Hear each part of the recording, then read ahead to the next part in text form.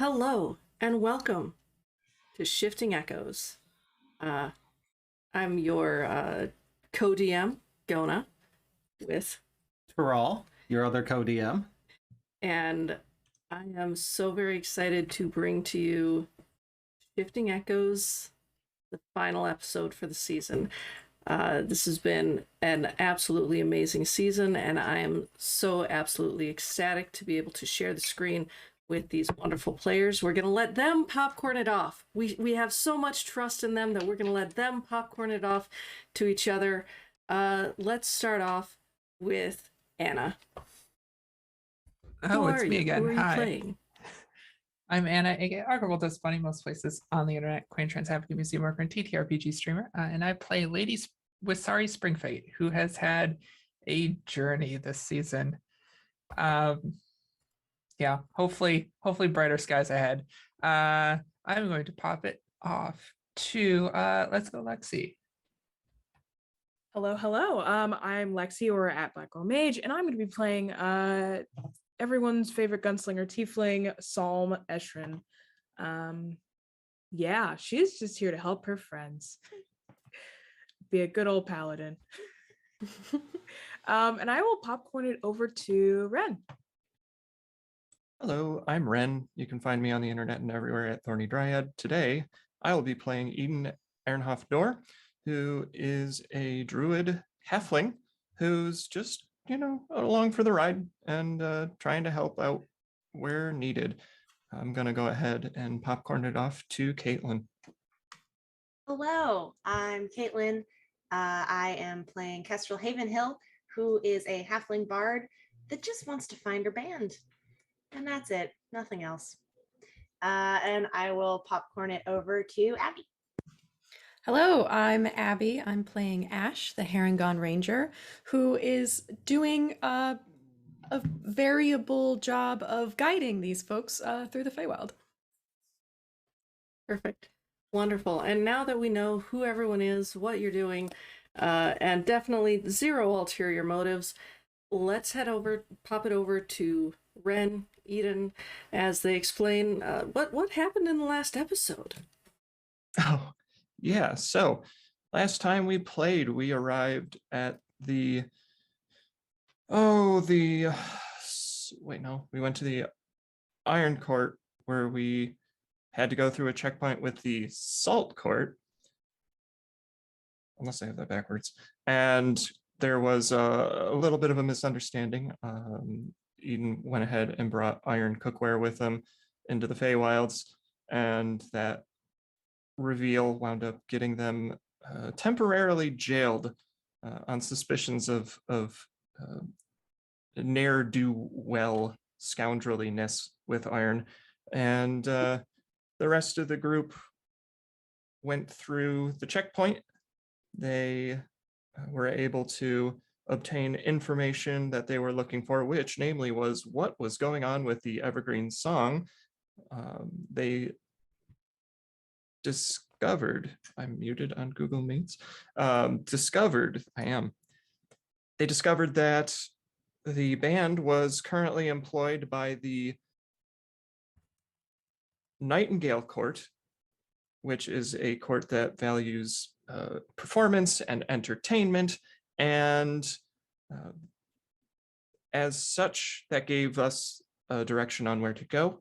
And on the way back out, the group was able to spring Eden out of prison, and we departed. We made our way to the Nightingale Court, where we entered a performance hall, and from there, Kestrel discovered that she had been signed up to perform on behalf of the Evergreen song, and she was the only name down for the performance. So there's some kind of curious circumstances surrounding that. So we traded in a little bit of performance for information.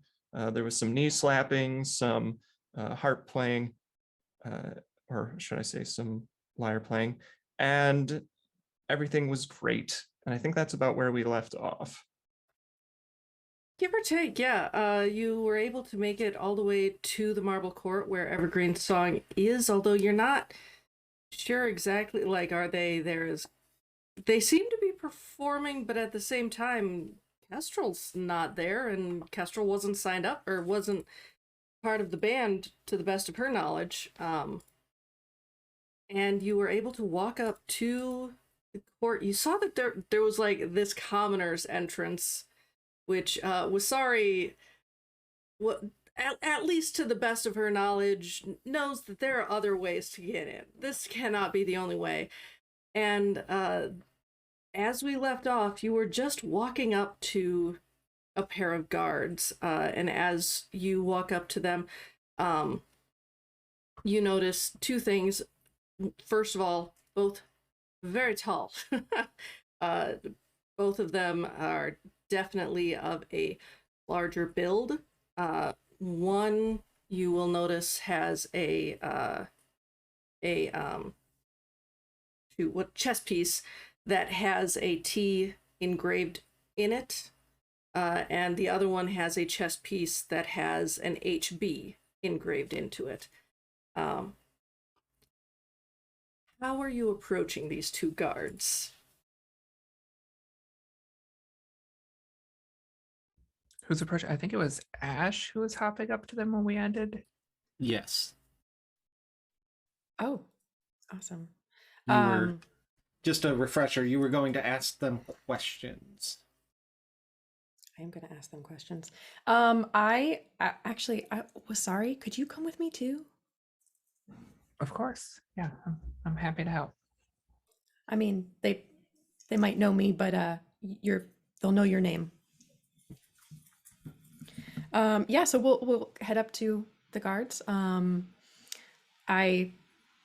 I think we established that, like, I might have been in the city before, but I'm not, like, super familiar with it.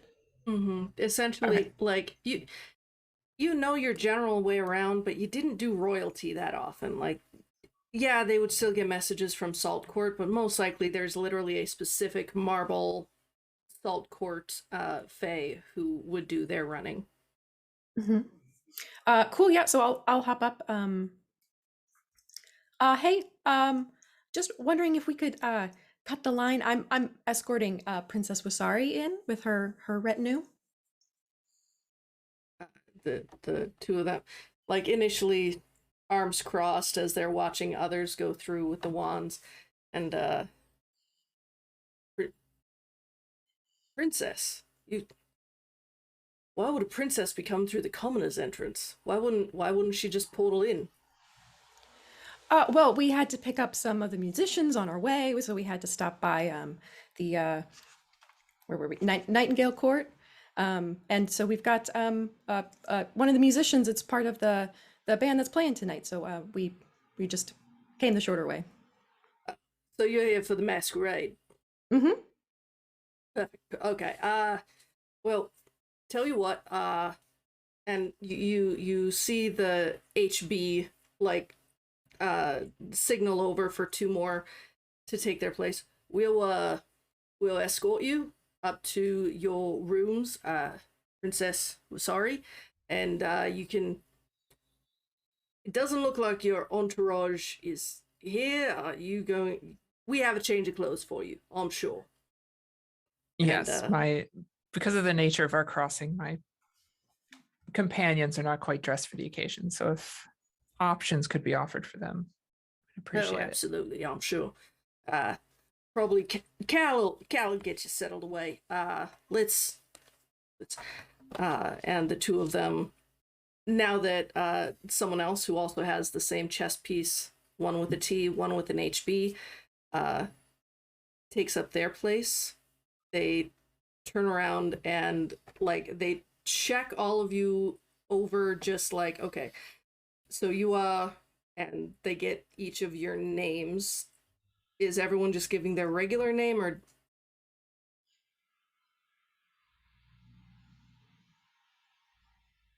Yes. Okay. Psalm, before she can tell everyone to use fake names, hears Wren or hears Eden give his first name, and so she'll just okay, and then give hers as well. Okay. And And if you have any titles you'd like us to announce, please be sure to include those on your name.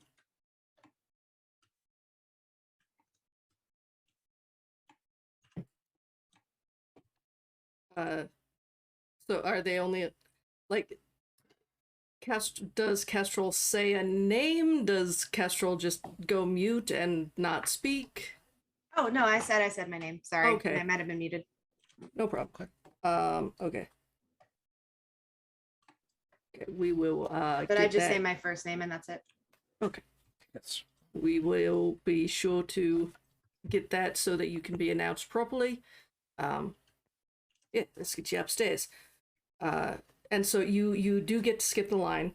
You do just walk past everyone else, and there are some grumbles, but then there are more often, specifically, Wissery would notice, like there are more like looking at you, and whispers behind hands, and is that the new? That's the lost princess. That's oh, did you hear it?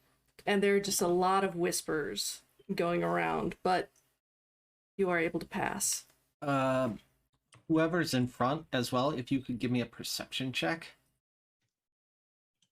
That would probably be me, or I'd be walking up with the guards. Perception. Haha! 22. My first good roll of the game. 22. So you notice, not so much the person with the titanium court sigil on their breastplate, but the person with the honey badger court sigil on their breastplate. You see their eyes are starting to get puffy and like their sinuses are starting to drain as they're like escorting the group of you. And they're like, just right this way. You're gonna have to take it from here. Right. So it's evident that some of you have iron on your person. If you leave that in the room, you can, of course, come back and get it, no problem. But it causes quite a few other Fey folk quite a bit of pain. Not everyone is as strong as Terry over there. I'm actually very shocked that you are able to still be standing, Ash. Oh, well, I'm just kind of around this stuff all the time. Maybe I'm developing an immunity. That has happened before. I've never seen it, but you're always welcome in Titanium Court. But yeah, please, seriously, leave your iron in here. It can really damage other Fey folk, even if it's not out and open. Understood. And he opens the door, and you can see it is a large. Honestly, it's very similar, maybe not in layout, but in feel of the suite that you were able to have, where there are multiple rooms, there's changing rooms. You can see that there's several wardrobes of different sizes. And he says, okay, so I will close this door so that you can have your privacy, you can change, leave your iron, again, please. You will be able to get it after the Masquerade when you're away from Faye, but here it hurts. Next time you open this door, you will be taken to the I can't really explain it, but next time you open this door, it's not going to be to this hallway, it's going to be taking you towards the Masquerade. Sound good? Oh yeah, that makes sense. Okay, any questions before I leave? Where is the band setting up for the Masquerade? I mean, they're on like a dais in the ballroom. Okay. I'm sorry, I'm not invited to the parties. Oh. But Oh, maybe do we get +1s? You could come with us. Like to be? you see his face like light up for a moment. Then he, oh, I gotta go back to my post. But thank you. That's very kind. Well, if you want a drink, we could bring you one. You don't have to do that, really. That's not necessary. But you know where we are. You know where we're posted, where we're stationed. I will leave you to it. Good luck. What was your name? My name is. I didn't make up one. That was Terry. So this is Benjamin. Benjamin Titanium.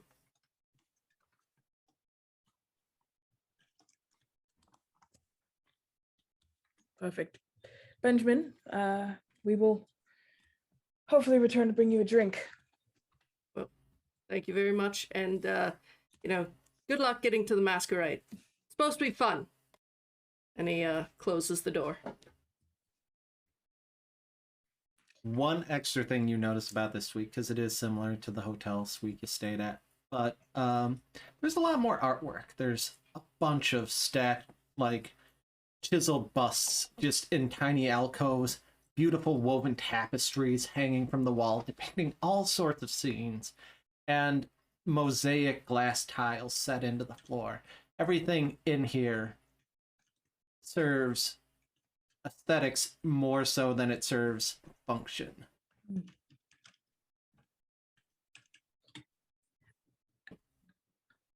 Ash, quick question. Hmm.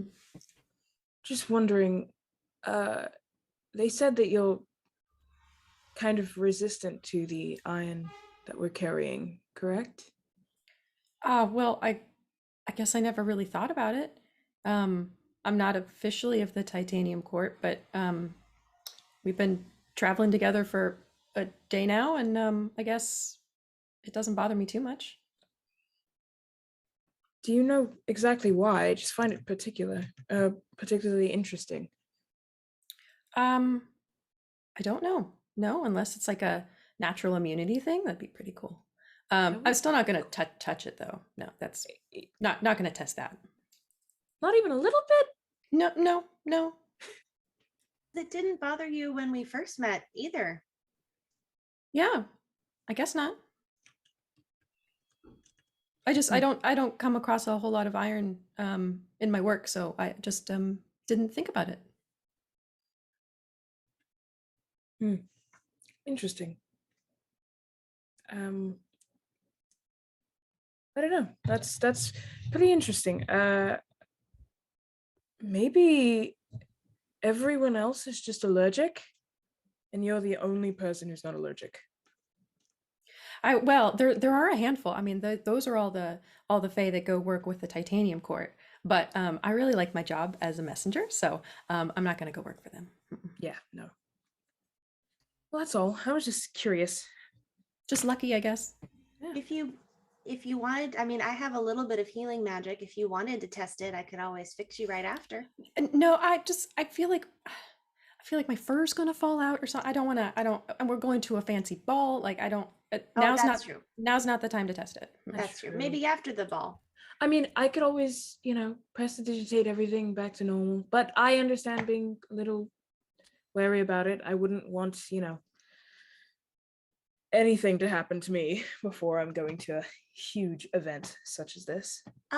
Is there anything we should know about masquerades in the I mean, I've played a couple in our realm world plane.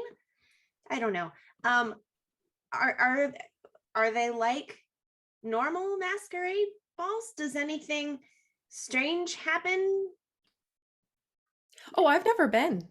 Oh, okay. I mean, I usually just kind of run messages or escort people, but I've never gotten to go like inside. Have you heard anything about, anything bad happening to people who go to masquerades or anything? Nothing more than the normal stuff, that can happen here. You might not want to eat the food. See, that's good to know. Thank you. I'm not sure. I could, but I don't know if you could. Well, sorry, have you been to one? Go ahead. Yeah, that is my question for the DMs. Have I been to a Feywild Masquerade before? I was gonna ask if there's any checks we could make history-wise about the actual rules of food and promises and stuff like that. So that's a couple of different questions there. Let's try to parse them. So we'll handle them in order. So who was going first? I guess in wanting to slake their knowledge. Anna can go first. Yeah, my knowledge of whether or not I've been to masquerades, rules that may be around those, and then I guess, have I eaten food here before? I guess that would be the quickest way to figure this out. Yes to eating food. Masquerade's a different question. High or low, Anna? Low, because that's how I normally roll. Oh Yeah, low you've is so been below. to more than one. Say that. It's a one. Natural. Looks natural. Yeah, you've been to a couple of these, and typically masquerades are as varied as whoever is hosting the masquerade. And especially when you get to the larger court, multiple people can host multiple masquerades at the same time. So it really depends on who the host of this masquerade is. Some have gone a lot worse than others, where they've gotten crazy ideas for what they call fun. But for the most part, they are roughly as tame as normal material plane masquerades. You also know, because you've been to enough of these, and you have been to different courts masquerades as well. It seems to also be kind of heavily based on what that particular court is about. So for instance, you know that with Honey Badger Court, it was more about like selling that military, that strength force, as opposed to with the Orchid Court, where it was more about making sure that everyone is being kind to the earth, and everyone is seeing things the way that they feel the world should be run. Yeah. The other thing you know with Fae masquerades is they're typically a way for Fae to move up in their own house, depending on how well the party goes. And then Lexi. Yeah, I think Salma's just curious as to, I think she's never been to the Feywild. Her parents and her family are wealthy, so maybe she just has heard passing like rumors and such. Does she know whether or not like she's heard of people actually eating in the Feywild, or if that's something that's just Yeah. Well, give me an intelligence history check to see what you've learned from all of your studies. Yeah, okay, +3. Okay, 15. 15? So, a lot of your studies don't directly involve actual historical or academic descriptions. Mhm. Yours are more fairy tale based Mhm. in what you've heard. And so you know that a lot of the foods the Fae creatures offer have polymorphic effects, Okay. or can knock you out for 20 years. Yeah. Good old classic. So do I know if it's offensive for us to take out our own food and be eating our own food during their masquerade? If they'll be offended if we don't eat their food?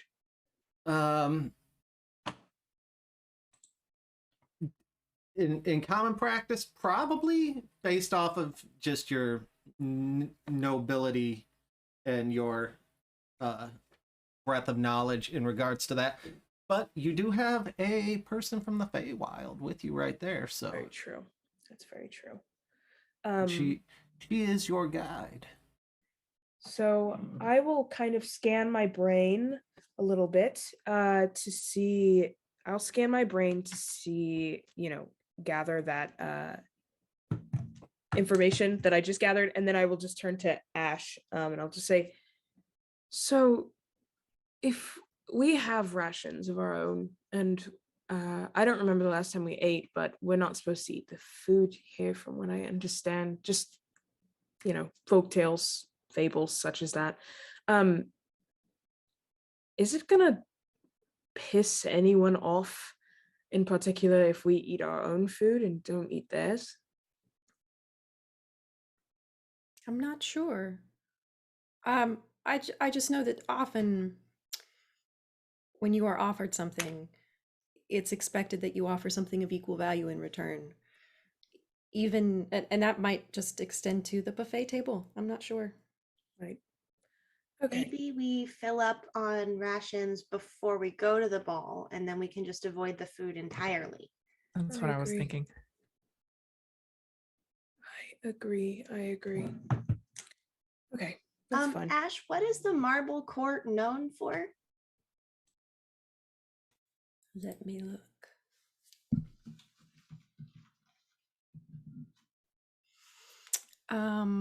Oh yeah. So they're patrons of arts. I mean, look around at all the paintings and the statues and there's going to be just great music. They like to employ artists and collect great art from them. Well, there's going to be pretty good music. I mean, I think the music is probably going to be missing a crucial component, but you could always jump in. You've got your, what's that? A lute? A lyre? What is that? I have both. Oh, okay. Yeah. And a flute too. Usually the lyre is more what I go for though. Mhm. I think. That's a lie. I can play the lute and the lyre. I only have a lyre with me. Okay. The lute is at home. I left the lute at home. I have a lyre and a flute, but not a lute. And Eden's got his great knee slapping. So if they need more percussion, we've got that. Yeah, that's a discovered skill. And I've always got them on hand. Well, they're on Or your, on your me. legs, actually. Yes. They're not. But the slapping is on hand. Yes. That's true. Are we supposed to get changed? Sorry, you said something about changing clothes. Yeah, it's a masquerade and for a house that prioritizes the arts, so it's probably going to be fairly grand. They said options would be available for you, so check the changing rooms perhaps. I imagine anything here would be free for you to use. I run to one of the wardrobes and just throw it open. As you throw it open, you can see that this particular wardrobe, the moment that you touch the handles, like you notice that there is a warmth that goes through your hands, and as you throw it open, there are clothes that appear to they would fit you perfectly. They range in style and grandeur, anything from a very large Disney princess, like 20 layers of tulle ball dress, to a very slinky 1920s flapper style dress with the beads and the fringe, ranging in color from every color of the rainbow, from your darkest blacks and whites to deep mauves, purples, greens, golds, any color you could think of, and of course accessories to match. I think I found mine. Are we going to have to act like we can play musical instruments? I don't think so. I think we're just guests. Yeah, you're here with me. So Okay, good. I took piano for 6 years and I'm terrible at it. Dear God. So bad. I will just follow Kestrel's lead and open up something as well and take whatever there is. Again, you notice that there is a warmth when your hands touch the handles of the wardrobe. You throw it open, and same thing. You do notice that there are like as you specifically are looking through with Kestrel, of course there are pantsuit options, but I apologize. I figured she would probably be drawn more towards dresses. Psalm, you notice that there are, because this is your wardrobe, there are more pantsuit options, but there are still dresses, but there's double-breasted black and red with gold trim. There's all kinds of options for you. Perfect. Yeah, she will just grab the pantsuit that. Oh, she will look past the pantsuits and fully just Wonder Woman a dress and like find a dress and then rip it so she can put her like guns in like the back or something, and just so they're not apparent like in front. As a quick reminder, you do know that your guns have iron in them. Oh, okay. What else do I have? I have other weapons, I'm sure, that are not guns. But yeah, that's essentially her goal. She's gonna just like basically take it. Does my beat of force have weapon? I don't know.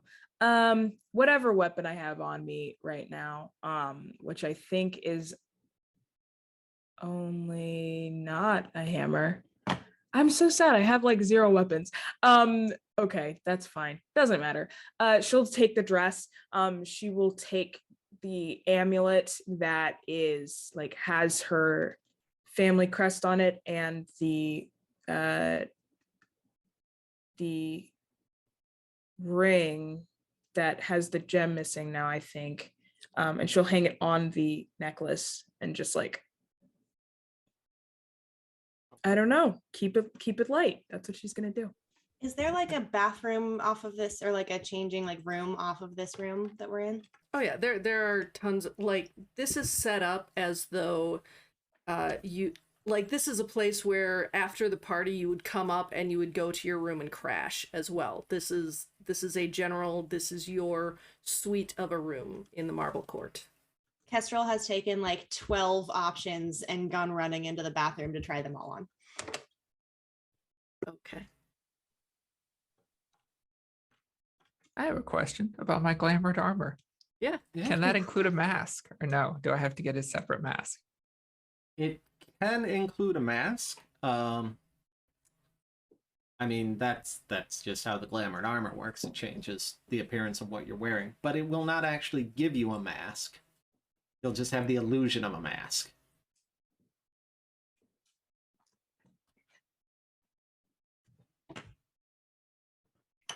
Okay.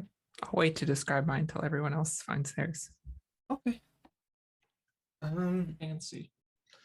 I'll follow suit and go through a wardrobe quickly to pluck out like a gray button-down shirt, but it's like almost like it was silver in finish. It's got that like sheen to it, and then just a kind of earthy green, but it's like a pine green colored suit with a fairly basic leather belt and whatnot, but nothing too fancy, kind of understated, but just grab it and don it, and now there are stars in a suit. Sounds good. Ash, you do notice that there are 5 wardrobes. I'm gonna keep what I have on. But are there masks and stuff around? Is that There in are this no room? masks. Okay. There are all kinds of other accessories, anything from earrings, bracelets, rings, necklaces, hats, etc. But there are no masks. Okay. Yep. Then I'll just keep what I have. Okay. After like 20 minutes, Kestrel comes out of the bathroom and she's wearing a black gown it's not slinky, but it's form fitting. It has silver beading kind of like curling up around it. And then she's managed to pile all of her hair on top of her head. And there's like a tiny little, not even really a tiara, but just like a tiny little rhinestone thing just kind of around the top of her head. Oh, the circlet where it could be a necklace, but instead it's shaped specifically for the head. It's more that, like it's up on top. That's just Okay. around like the kind of bun on top of her head, Okay. like Cinderella vibes. Okay. And I believe Anna. Oh That's you. yeah. I'm just going to keep my armor on, I think, just because I can make it look like whatever I want it to. If I notice there are no masks, I'm not going to do a mask yet. But Roll roll an intelligence history check for me really quickly. history, that's my highest Would one. it be Arcana? Would it be Arcana? History or Arcana? It's up to you. They're actually the same. That's 24. So you know that a lot of the Fae see through glamours. Like that just tends to be how it is. They will put on glamours, but they can see through their own and other people's. And so while this is totally an option, you may absolutely do this, you also know that you are probably going to be you will look like you have just armor coming into a masquerade. Got it. Fine. I will tuck the very cool custom dress idea back in my head though. I will You can open still up. find a dress exactly like that in the closet. I'm just telling you that, like, Okay, if they're made specifically for us, fine. I will open up my wardrobe and I will pick out it's a long burgundy silk dress, and across the back of it, there's gold thread embroidered a falcon with its wings spread across the back and the shoulders, and then coming down from it, kind of swirls of what looks like air or something down the back of the bodice, is spreading out across the back of the skirt. Fantastic. So as you all reconvene in the main area, all dressed up, looking like you're ready for a masquerade, sans masks. Is there anything you would like to do before you head out of the room and towards the masquerade? Can I pull Psalm aside real quick? Mhm. As I come out, I just pull it aside and just, is this too much? Do you think it's too much? No, why would it I be don't too get much? dressed up very often. I promise you, it's perfect. It looks great. Okay. I think this is all and she's like motioning generically at the court, like everything. This is all a lot, and you're just stepping up to par with it, which is great. We need that. Okay. Oh, I forgot something. And I go back to my bag and I kind of like, throw things everywhere. There's like a bag of marshmallows goes flying, something else comes out. And I find the Evergreen Song cloak. And I pull the clasp off and just like clip it to my dress. Looks great. Let me know if you need any help when it comes down to that. I don't want you to face that alone. Okay. I'm sure it'll be fine. I'm sure it'll be just great. Whatever you feel. However it turns out, we're here for you. Do you think Iden noticed the dress? I think absolutely. I think everyone noticed the dress. And Psalm will walk over and grab the bag of marshmallows and take 2 of them and eat one and then give Kestrel the other one. And I will put it back and like throw everything back in my bag. Point of order. I am leaving all of my stuff behind, making that abundantly clear. And as I'm going through the bag, I am going to pull out some items from my apothecary's or my herbalist kit. And I do have Druidcraft. I just did not have it marked down properly last time. So what I'm actually going to do is I am going to take 1, 2, 3, 4, 5, 6 seeds, and I'm going to basically make them germinate into little flowers. And I am going to reach into the bag and let's see.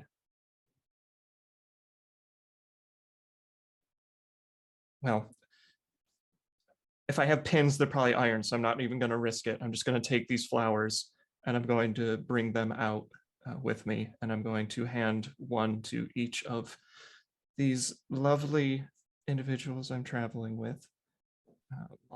I start with Ash. I come over and I hand a small white lily to you and say, here, for it will be an what do we call it? Accessory. I'm sorry, I don't know how to fasten it. I don't want to take any risks. So Oh, well, there's other jewelry here. We'll grab some other things and just wrap them around. that is such a great idea. You're able to take, like, there are scarf pins, for instance, that are silver and gold, and you take one and just pop it in. Perfect. How long will this last? Oh, they're natural. Whoa, really? Well, yeah, I grew them. Oh, that's cool.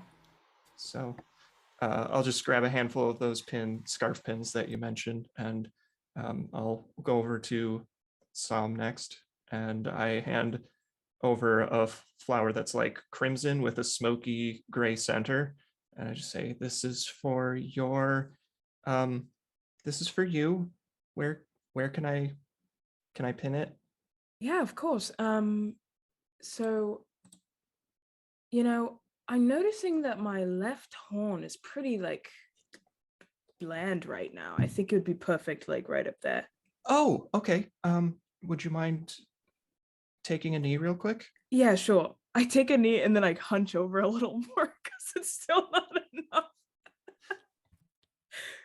I'll wrap it kind of in among the horn, and then I'll use Druidcraft to have it kind of grow tendrils around so that it'll secure itself for you.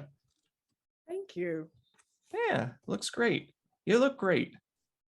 I am proud to be sporting an Eden craft. Don't go naming them.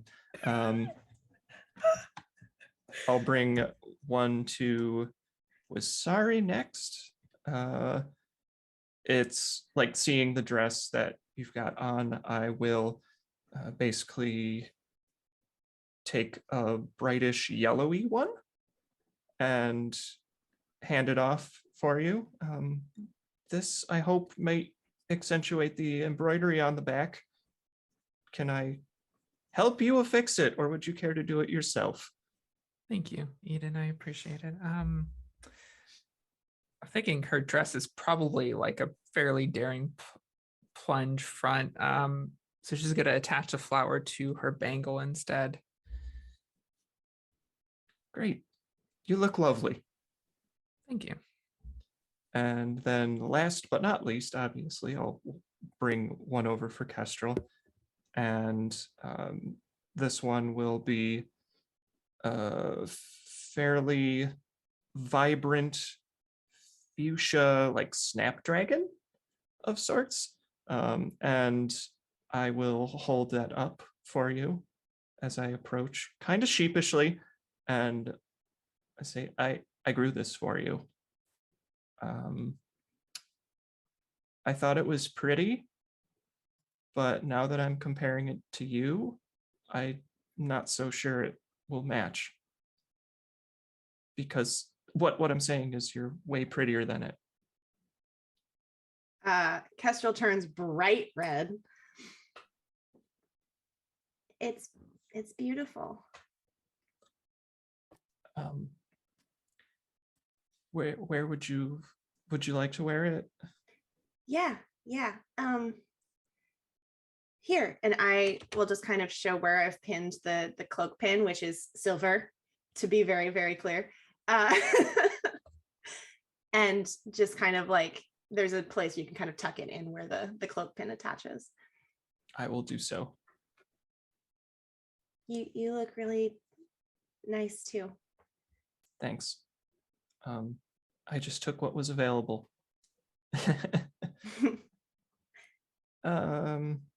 Are you ready for this? I guess we'll find out, huh? Yeah. Can I walk with you? Yeah. Okay. And I'll like reach for their star hand and just try to take their hand. Oh, it's taken.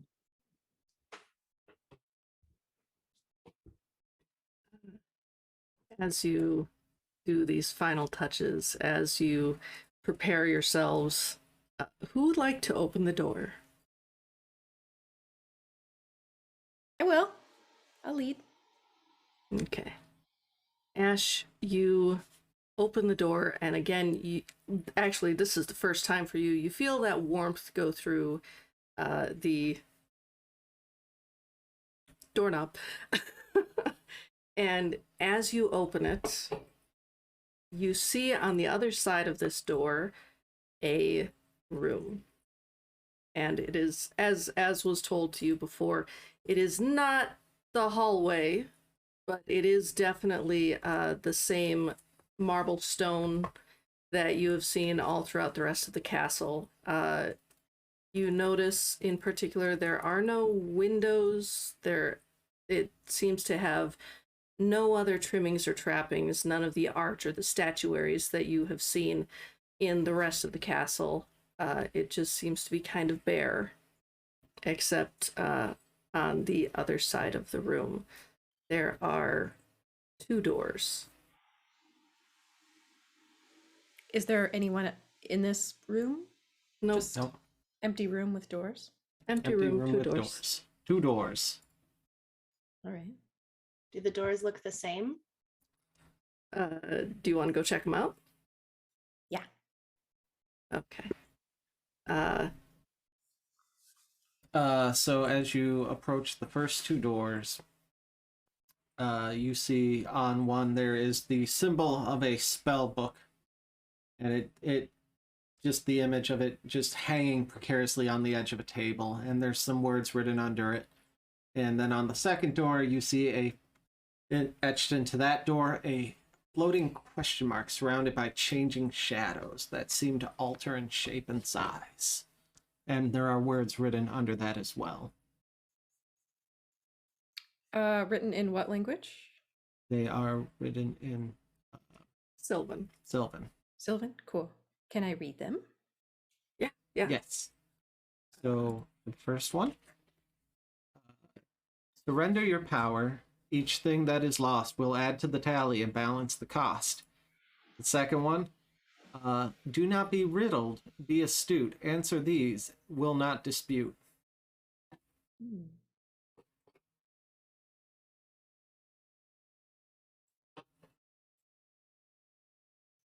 Well, Looks it looks like we have a choice on how to pay for our way to the masquerade. Anyone good at riddles? Not particularly. I think it depends on the riddle. Could you read the first one again? Yeah. So for the first one, surrender your power. Each thing that is lost will add to the tally and balance the cost.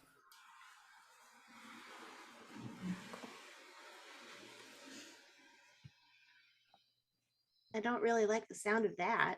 Not really. What cost? The cost of getting in? I think. Oh, go ahead. And surrender for how long? Yeah. I already don't have any of my guns. That's enough of a surrender for me.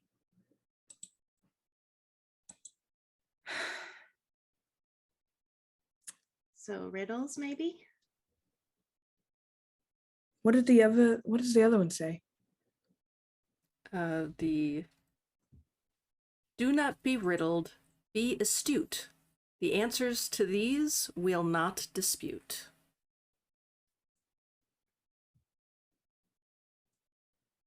I mean, worst case scenario, we can't answer the riddle, or maybe multiple of us can't answer the riddle. We come back through the door and try to figure it out together. I'm not really sure. Yeah, we could try the riddle first, and then if it doesn't work, we can always go back to the power door. Yeah. This is another place that needs a pamphlet. Just an infographic of some sort. Because and do each of us have to answer a riddle, or is it one and then the door opens for everyone, or like it's very unclear. Right, and the power, I mean, is it just like we have to cast a spell at it? Because that wouldn't be hard. Or is it like we lose all our power, which would be bad? Or is it like a coat check where you pick it up on the way out? Yeah, I don't know. Yeah. But yeah, I agree. Riddles sound safer. Let's try riddles, and then we can figure out power if we have to. It's not a good day if riddles is the better choice. Yeah. All right, I'll try to open the riddle door. Does it have like a Okay. handle, or does it push or something? Yeah, it pushes open, and as you push open the door, you see and are greeted into this chamber by a giant sphinx sitting behind a table. She's flipping through a book, and she looks up and sees the five of you walk in. Sets down the book. 3 riddles. I make a door. You leave. It doesn't have to be that complicated. Is that the first riddle? No. Okay, good. Oh, I thought I was No, screwed. I was Okay. wondering the same thing. What's your name? She looks at you and she just, I am the Sphinx. I'm the only one. I'm the Sphinx. Oh. I don't have a name. You're the only one. Well, to the best of my knowledge. I mean, technically, probably you could create another one of me, but that would take, alchemy and a lot of sins against God. And you're just stuck in this room? You're the only one, and you just have to stay here asking people riddles to get to It's- balls? It's a a gig. job. I was Oh. hired. How much are they paying you?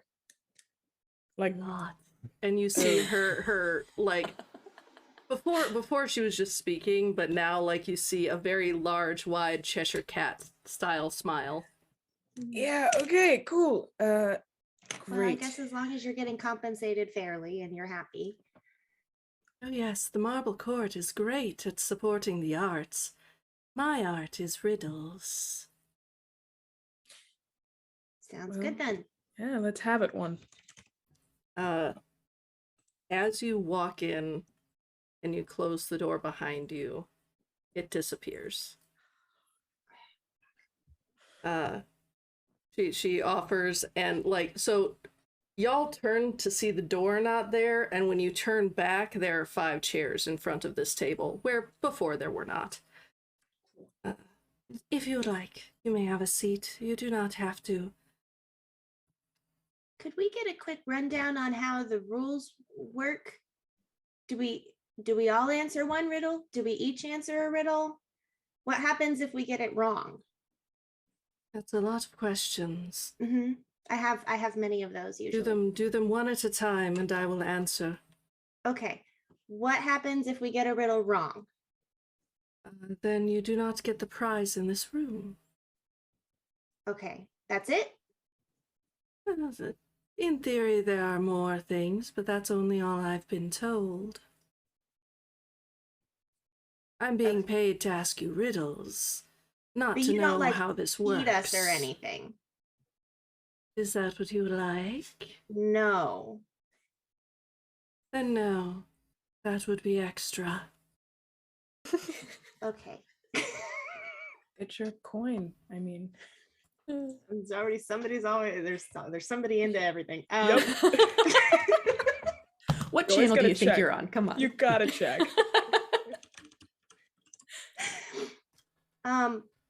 Do we all answer one riddle? It's a group activity. So you all Okay. work together to answer the 3 riddles. Okay, that makes sense.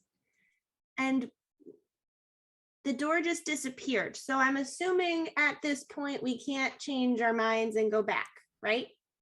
Correct. Okay. Is that about do anybody else have any questions? I think you got them for me. Okay. I have a question. I Is am it a riddle? made from metal, wood and bone, from steel and horn, and glass and stone. I'm ruled by luck and die alone. I can be cold or hot when thrown. What am I?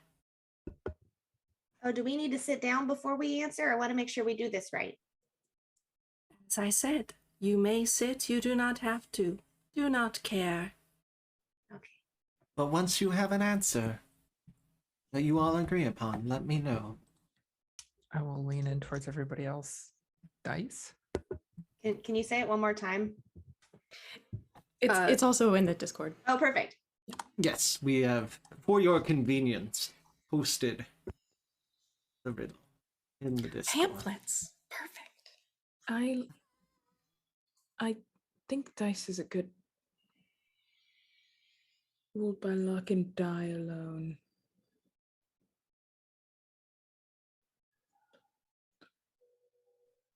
Yeah, you're all better than this than me. My mind immediately went to a pan, so that's not good. Would you throw a pan?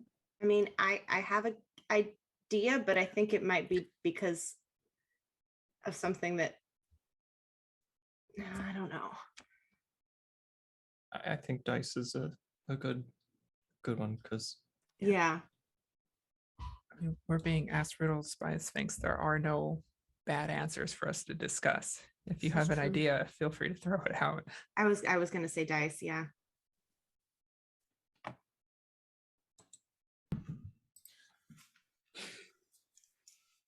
Probably like die alone. Yeah, because it's a die when it's alone. Right, The cold or hot when thrown is what's throwing me. right. Well, Dice it's- being hot. hot meaning like good luck. You're, yeah, Cold you're meaning rolling bad low. luck. Yes, Yeah. yes. It's like when you're gambling. Yeah. Yeah. Is that do we want to say that? I mean, Yeah, I feel pretty confident about it. yeah. So is dice your final answer? Yeah. Yes. Yes. Mhm. Okay, time for the next riddle. Oh, Yes. then we got it. I can I be think- long, Oh, yeah. or I can be short. Found in the wilderness, castle or fort. I taste of roads, the wild and free, though I'm stopped by an arrow to the knee. What am I?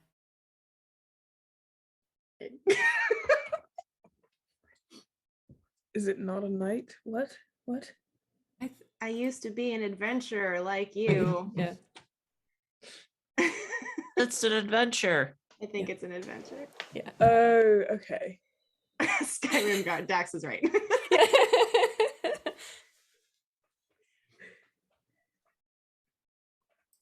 Yeah, I agree. I like that. Adventure, final answer. So bad at this. Okay, if you're sure. Time for the third riddle then. Although you can make me, I need space to grow. The harder you hold, I'm more likely to go. You need me while both high and low. These are plantless seeds that you can sow.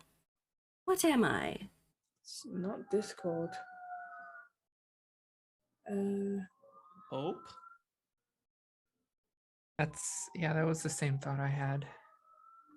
Hope. What was it? Hope. No. Yeah. Maybe.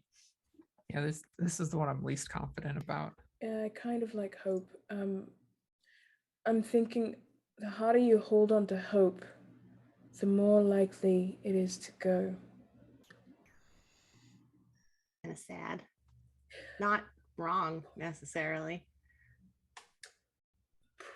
Mm, The plantless seeds that you can sow. That's the line I don't. yeah, that's why I was like, Put seeds together. of discord, seeds of. I was thinking a promise, but I'm not sure about the harder you hold on to a promise. Hold on.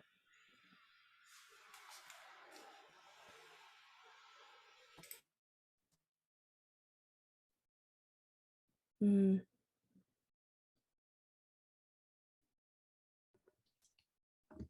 Is it love? I was gonna say, because if you hold on to love too tightly, then it's like smothery, Yeah. and you can make Could be. love. You can. Sowing love. True. That's a thing. I like that one. Love Yeah. needs to grow. I think If that's we- much better.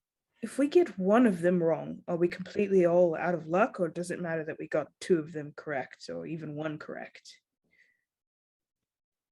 Do we know? No idea. In fact, we don't even know if we got the other ones right or not. Right. I'm hoping that one of them. I feel pretty confident about the other two. Yeah, I think love is a good answer here. Yeah. Mm-hmm. I think it fits. What if we come up with what if I'm asking this, Nick, what if the answer that we give isn't the answer you were thinking, but it works?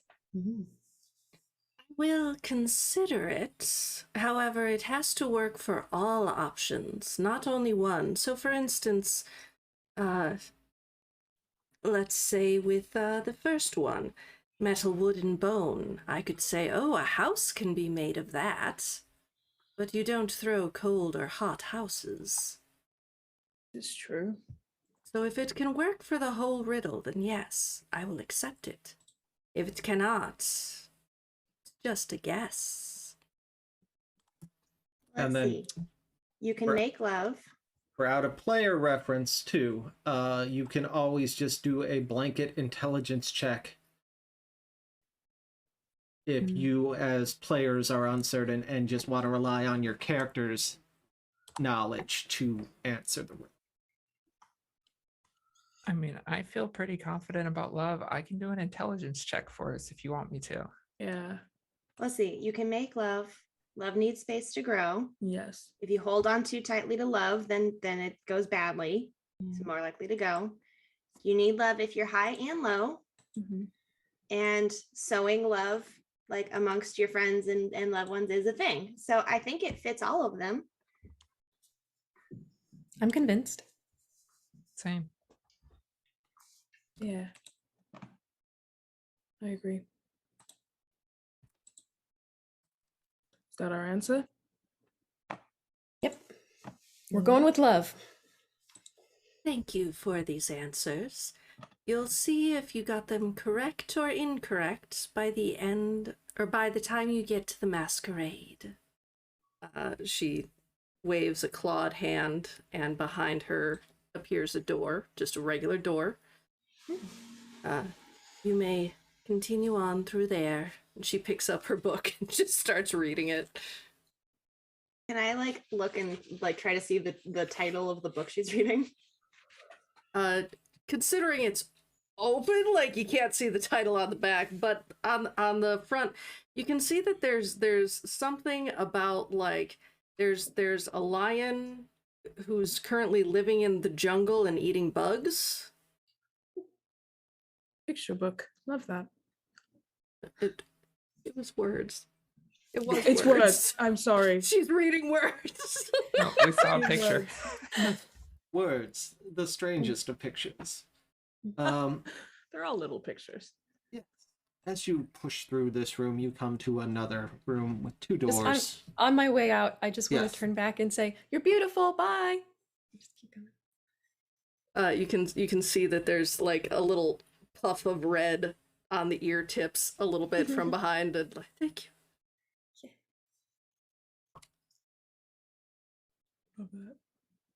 Yes, you come to the next set of 2 doors.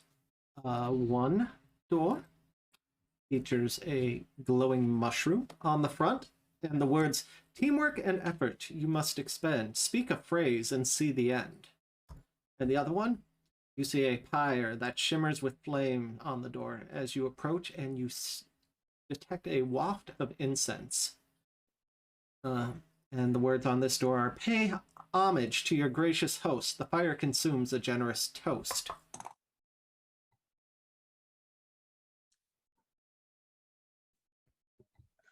Okay. Well, once again, I like the door where we don't have to pay things. It's true. Yeah, we're fairly good at teamwork at this point. I agree. And I also don't know what we would have that would be considered a good sacrifice to the Fae. Especially because we left our packs and stuff in the room. We've just got gold, and that's not. Yeah. I don't know if that actually matters to them or not. I do wonder why the teamwork one has a mushroom. Yeah. Well, Eden's really good with mushrooms. It's true. Oh yeah? You're real good at picking them. So What is this? Yeah, I did so good that one time. mm-hmm. Yep. I It's mean, great. it says to speak a phrase and see the end. I'm wondering what kind of phrase it wants, you know? Maybe the teamwork is we have to figure out the phrase. I think Eden or Wasari should come up with the phrase. Well, maybe when we go through the door, there will be someone to tell us the rules. But if we Yeah. pre-make the phrase, then we can catch them by surprise when they're telling us the rules and they're like, "Oh, you have to yell a phrase that you will decide right now." We yell it then in unison and surprise them. But That if does- it's a thing where we have to speak a specific phrase and we get the phrase wrong, that would not be great. Yeah, True. I agree. As And you'd much as be- I would, Yeah, you'd be coming in with a preconceived notion of what the phrase is, and it's going to make you think it's that phrase instead of the right phrase, you know? Have you ever had like 2 thoughts that just get jumbled up all the time in your head because you're thinking so hard on the one thing? Oh yeah. Okay, yeah. All right. So mushroom door? Mushroom door. yeah. As you enter into the mushroom door, it is pitch black in this room for those of you without dark vision. With the exception of, you can see glowing about 9 foot up on the wall in this circular room, a line just of light emanating from what appears to be an indentation in the wall.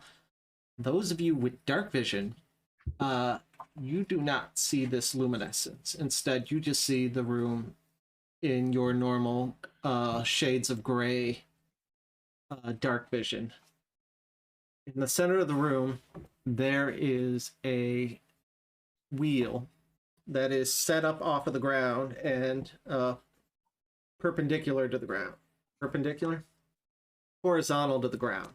And so, kind of like in the teacup ride, spinny wheels. Yeah. That is in the center of this room. And at the other end of the room is a door.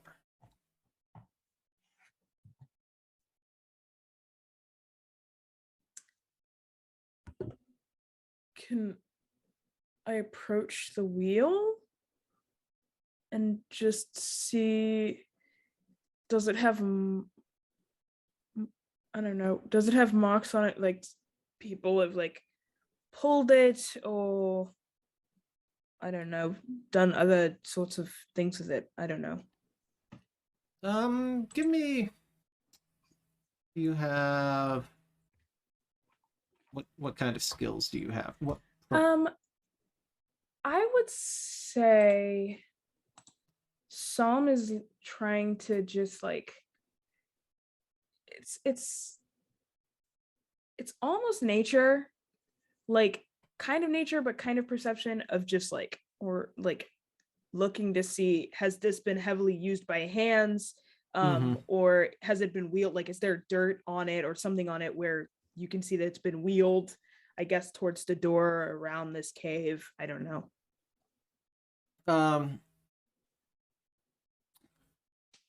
If there's nothing on it, there's nothing on it. Yeah, but yeah. It she's just seems looking for- it seems to be fairly recent construction.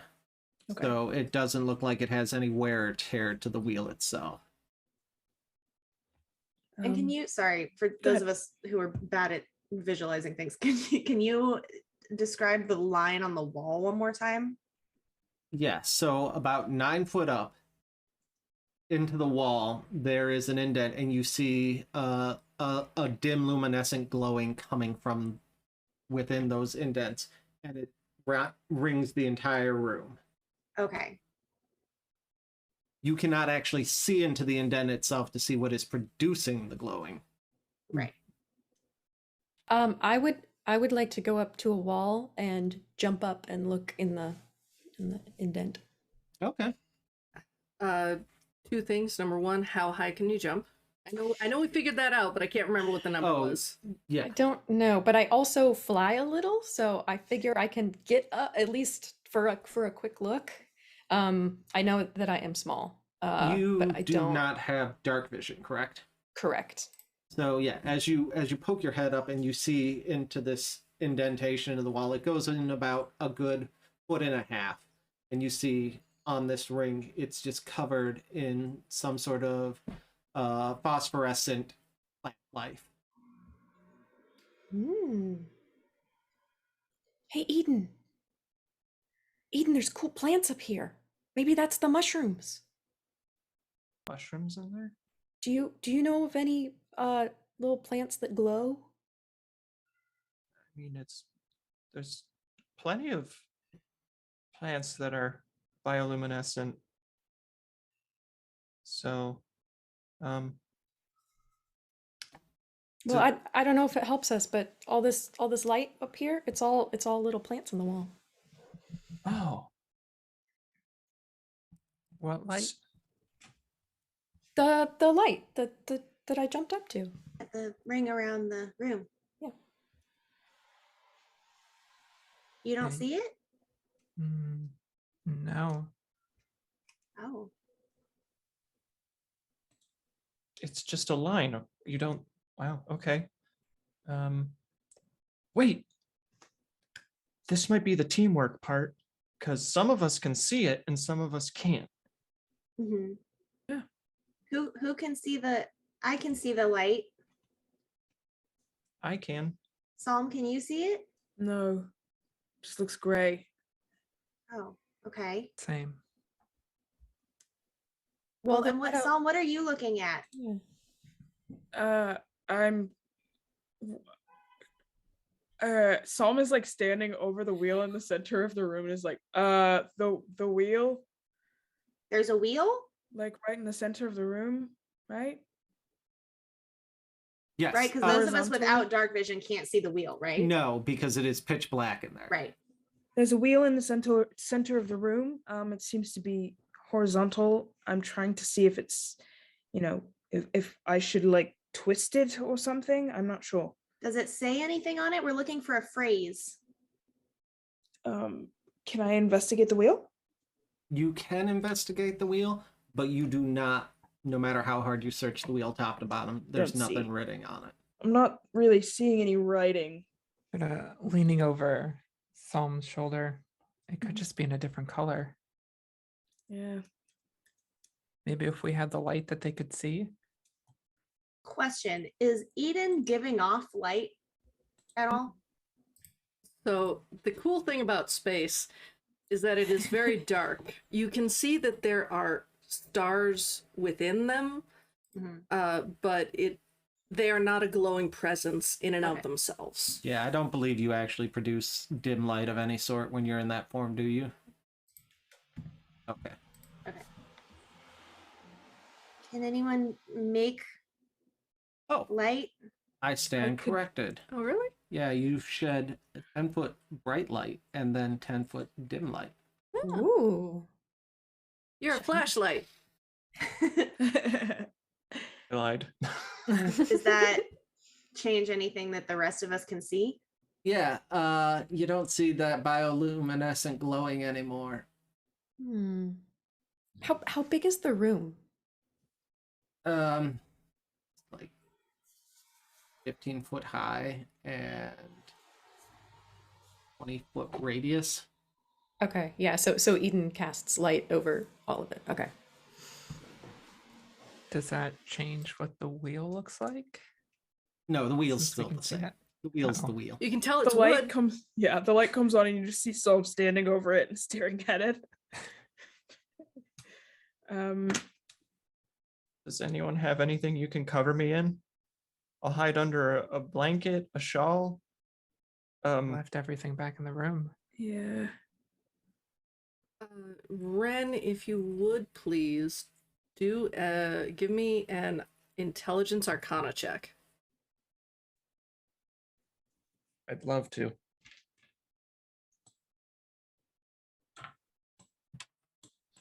Or 22. Okay. So you know that when you shapeshift, you don't tend to be a star form of the animal. You tend to just be that animal. So an option, like definitely you can just be covered by like someone's dress or something like that. But another option is you could wild shape so that you are no longer glowy. Well, I had been thinking about that, but I wanted to make things complicated. When everybody has nothing, I will turn into a... Can I turn into like a firefly? It has flying. Yeah, you would. Oh, no, you would yeah, I be a can't. firefly in larval state. All right, then, sorry, I always forget the I'll just turn back into cat. Turn back Okay. into cat. You're a cat. You're a kitty cat, and you dance, dance, dance, and you dance, dance, dance. All right. In cat form, you do not see the luminescence either, but you do see the entire room now. I mean, if we take 10 minutes, I can see if there's any magic set up through here. Sure. Quick question, DMs. So before we were able to use an intelligence check to possibly rely on the intelligence of the characters to help us, Yes. do you think that that would apply here to? Mhm. Yeah. We'll give you heads. Okay. Can whoever would like to make it can make whatever with me, but Are you sure you don't wanna just do this on your own?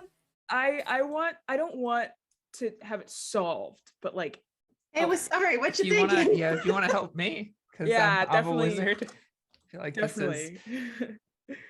Do I get advantage since I'm being I will helped? help with sorry. I will guide Wasari as she starts thinking. Yeah, you're all pulling together. Go ahead, roll with advantage. You're doing the guidance on that, so let's Yep. see what you get for your hint. Everyone's standing around with Those are sorry, two. like staring at her, just like, you know this, right? Mental Don't- energy focusing. Don't forget your Yes. D4. Yeah, these are really good rolls. I rolled a 4 on the D4 and Okay. a 17 and a 19 on the D20s. Nice. So just straight intelligence. Yes, it's going to Yeah. be straight intelligence. So in that case, So 27. yeah, we'll give you a hint. Try turning the wheel. I think we're all afraid of doing that before we figured out what it was. I just personally love the fact that like everyone on their face was just immediately like, no, we know we're supposed to do that. Tell us more. Yeah. What do we do? We're sorry. What are you thinking? The only option I see is turning the wheel. Should I? Hey, team work makes the Oh, dream work. Would yeah, anyone like to help that's- me turn the wheel? We should all turn it together. Yes, all at the same time. In that I case, will- I mean, technically it'd be a group strength check, right? I think they auto succeed that Oh, okay. with everyone just torquing that wheel. Nice. I will. Is Eden still a cocoon? Cat. I'm a cat. A cat. Okay. I jump my cat butt onto the center of the wheel while y'all Perfect. are turning it. Good teamwork. As cats do. Ash, are you still up there keeping an eye on the bioluminescence? Yep, I'm just like I can't like hover there, but I keep like just like leaping up, just like keep an eye. As everyone else is turning the wheel and you're just keeping an eye, you see that the ring in the indent begins to spin around, and at a certain point, the glowing starts to change color and come into focus, and it goes from like a glowing red hue, and it begins to change towards a green color. And then at some point when they turn, it starts going back to red again. Too far. Oh, wait. Back, guys. Okay. Just Okay. a little, Pushing just a, right there. Okay. Okay. It's green now, and green is good, I think. Usually. Mhm. Meow. I think that's a yes from Eden. Can you not talk in B shape? No. That's Only amazing. in I our mean, minds. I can brain talk, but I'm not doing that right now. You Yeah. can also meow. Okay, cool. So Ash, you are able to read, and it is in Sylvan. Mhm. Darkness cannot exist without light. Um, Darkness. I stopped jumping up and down. What does it say? Darkness cannot exist without light. That doesn't make any sense to And me. as you finish that sentence Oh. out loud, the door at the other end of the room just begins to glow. Say a phrase. Okay. All right. Guess it doesn't have to make sense. We did it. Nice. I thought it was another riddle, but it's not. Yeah. Perfect. Let's go. Good job. Let's team. go. Go team. You move on through. You get into this door, and in the next room, it looks exactly like the previous two rooms similar to it before. There are again two doors. The first door, it's got two figures, arms and legs splayed out like Vitruvian Man style, and they are separated from each other. Similar, but side by side. So two Vitruvian human being style. On that one is written. Are you doing it? Okay. No, I'm taking care of the next part. Okay. From inside to out, how well do you know the person beside you? Are they friend or foe? Let me just put that in chat for you. For the other door, it is the figure of a person facing forward. Their eyes are open. Behind them, silhouetted as though in shadow, is the form and shape of a large beast looking over them. And that one says, outside to in, beginning to end. The beast is inside us, cloaked like a friend. I don't like either of these. Meow. No. Well, one of them sounds like we're gonna have to like answer questions about each other. And we're good at that. Yeah. The other one kind of sounds like we have to fight each other, and I don't like that one as much. Not really. No. Though I don't know, it could just be like Eden did, like turning into a beast. Can you all do that? No, No. just Eden. I mean, I haven't tried, but no. Well, no, yeah, I can't do that yet. I'm working on a spell like that, but I Yeah. haven't finished it yet. I can make a beast appear. Kind of. No. I think maybe the question room is. I don't know. I don't want to fight anybody. All right. I'm All afraid I won't be much help on that one. We've only known That's each other true. about a day, but if you guys are confident, I guess it depends on how. I mean, if we just have to answer, if we get to pick who we're answering questions about, or True. Quick, Ash, tell us the name of someone important to you. Chestnut. Chestnut. Everyone get that down? Chestnut. who's Chestnut? My mom. She made my vest. Oh, Oh, I'm starting to care about this again. Oh, okay, all right. okay. Well, now we know something about Ash. Yes. Okay. So That's which good. door did you pick?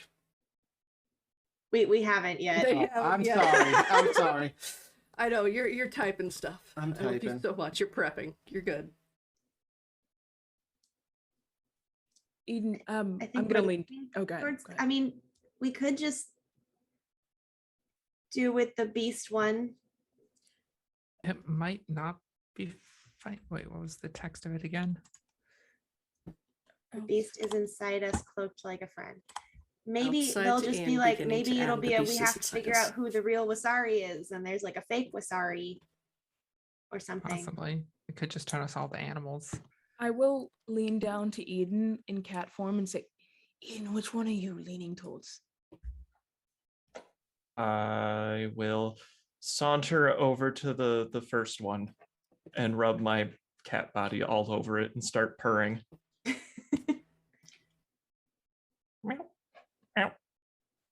But, oh, okay. I mean, there's a choice.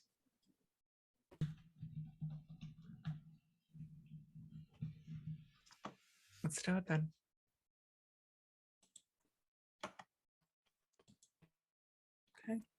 You are Okay. entering the first door. In Yes, that case, you're doing okay. I'm sending. Good. You come in, close the door behind you, and that door disappears, as have the rest of them. You see in front of you, there is a round table with an orb directly in the middle of that table. You can also see that there are 5 chairs equidistant from each other around that table. That's all you can see from the door.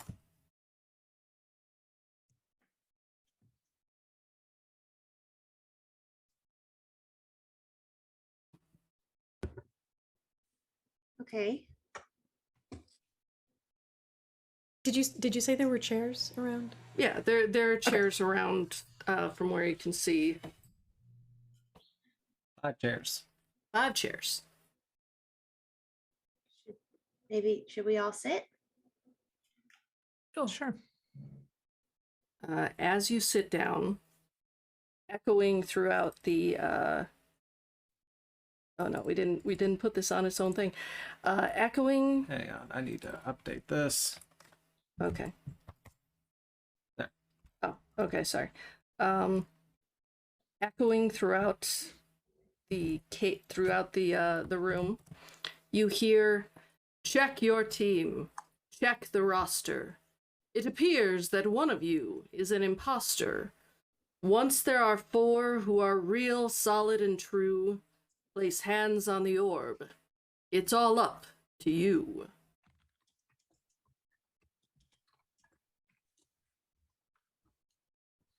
So, to translate, once you know who the faker is in the group, the four real people have to place their hands on the orb. Something that stands out to me, just for us to consider, with the way all of this is worded, it's very much worded that the 4 of us who are true need to put a hand on the orb. It is possible that none of us are an imposter. This is the Feywild, and they love messing with us. I do just want to put that out there as an option, That is very true. but we should probably talk this through. Okay.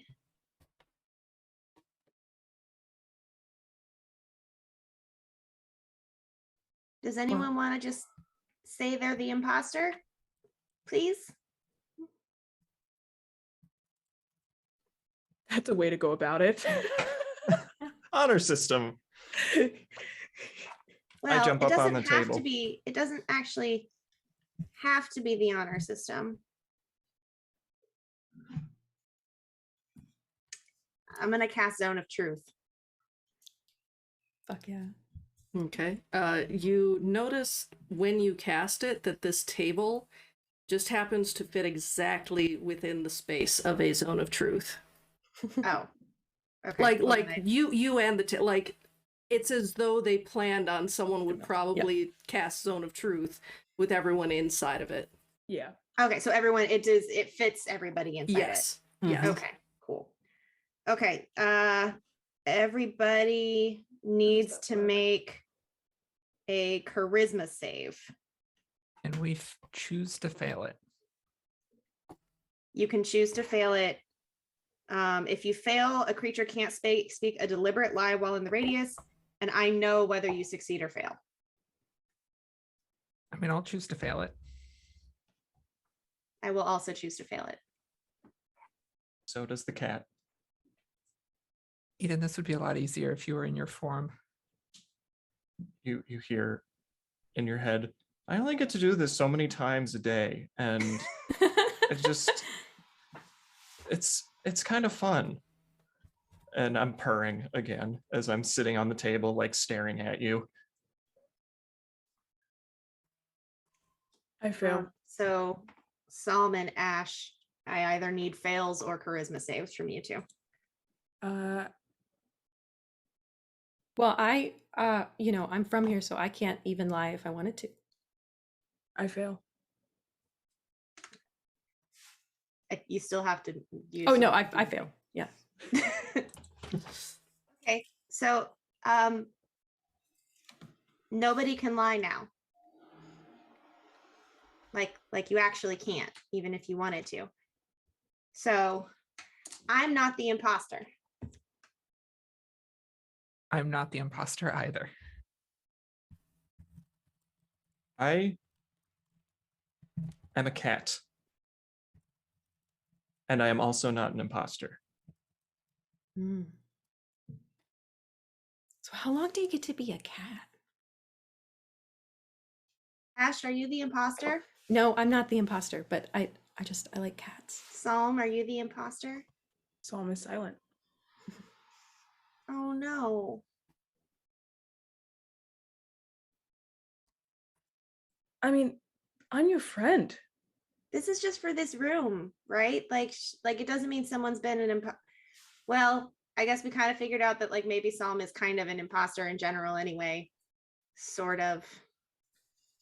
Yeah. So but it's not really a fair tally, is it? No, that's kind of a semantic. I think for the purpose of this room, though, we have our answer. Yeah. So pause in. We still love you. Or Sorry. like the real you. Are you a fake you? I don't understand how this room works.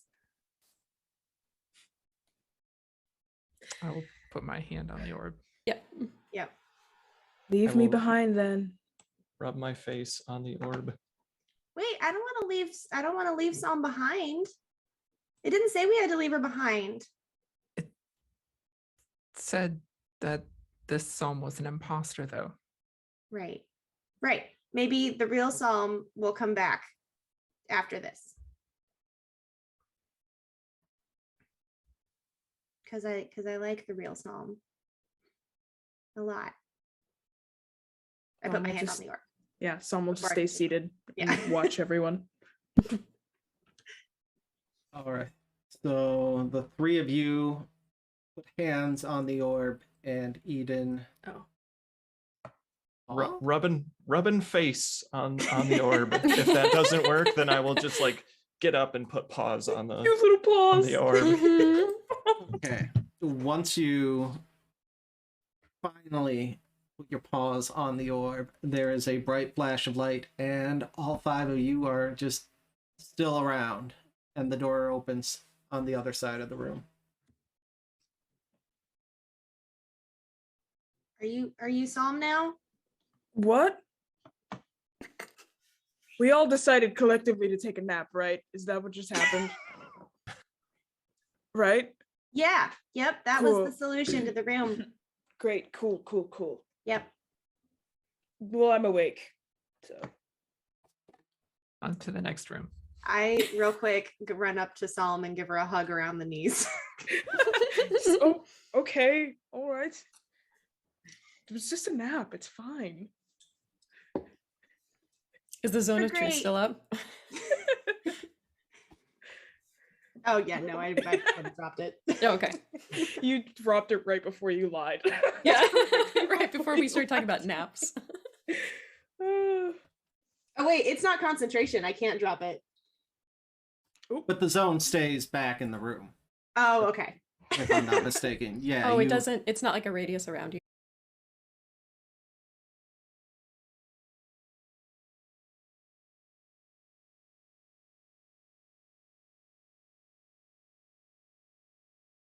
For you see on a beautiful table spread across there are various masquerade masks, and there's a little note card that says Masquerade Mask Crafting Station. So with that, we are going to go to our break, and you can craft your masquerade masks over the break because of all that. So for completing the riddle room and answering all 3 riddles correctly, you can make your mask out of whatever material you want. No iron. I was gonna So say like iron. it can be a mask of gold, silver, wood, Electrum, leaves. gems. The next one, for completing the glowing mushroom room, you can add luminescent, iridescent, or pearlescent paints to your mask as you desire to add that extra layer of sheen. And then for completing the last room, you can change the form of your mask. So it could be in the shape of a cat, medico or plague doctor style, pantalone.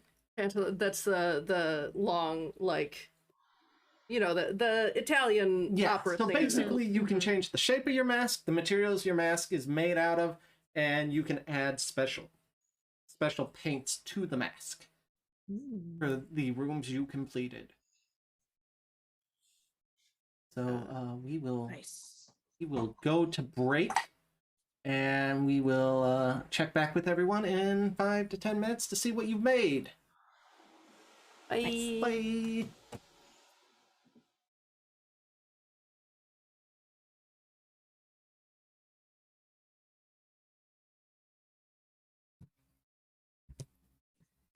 Hello and welcome back to Shifting Echoes. That was fun. Before we get like really started, I would like for everyone to go around and just describe what your mask looks like.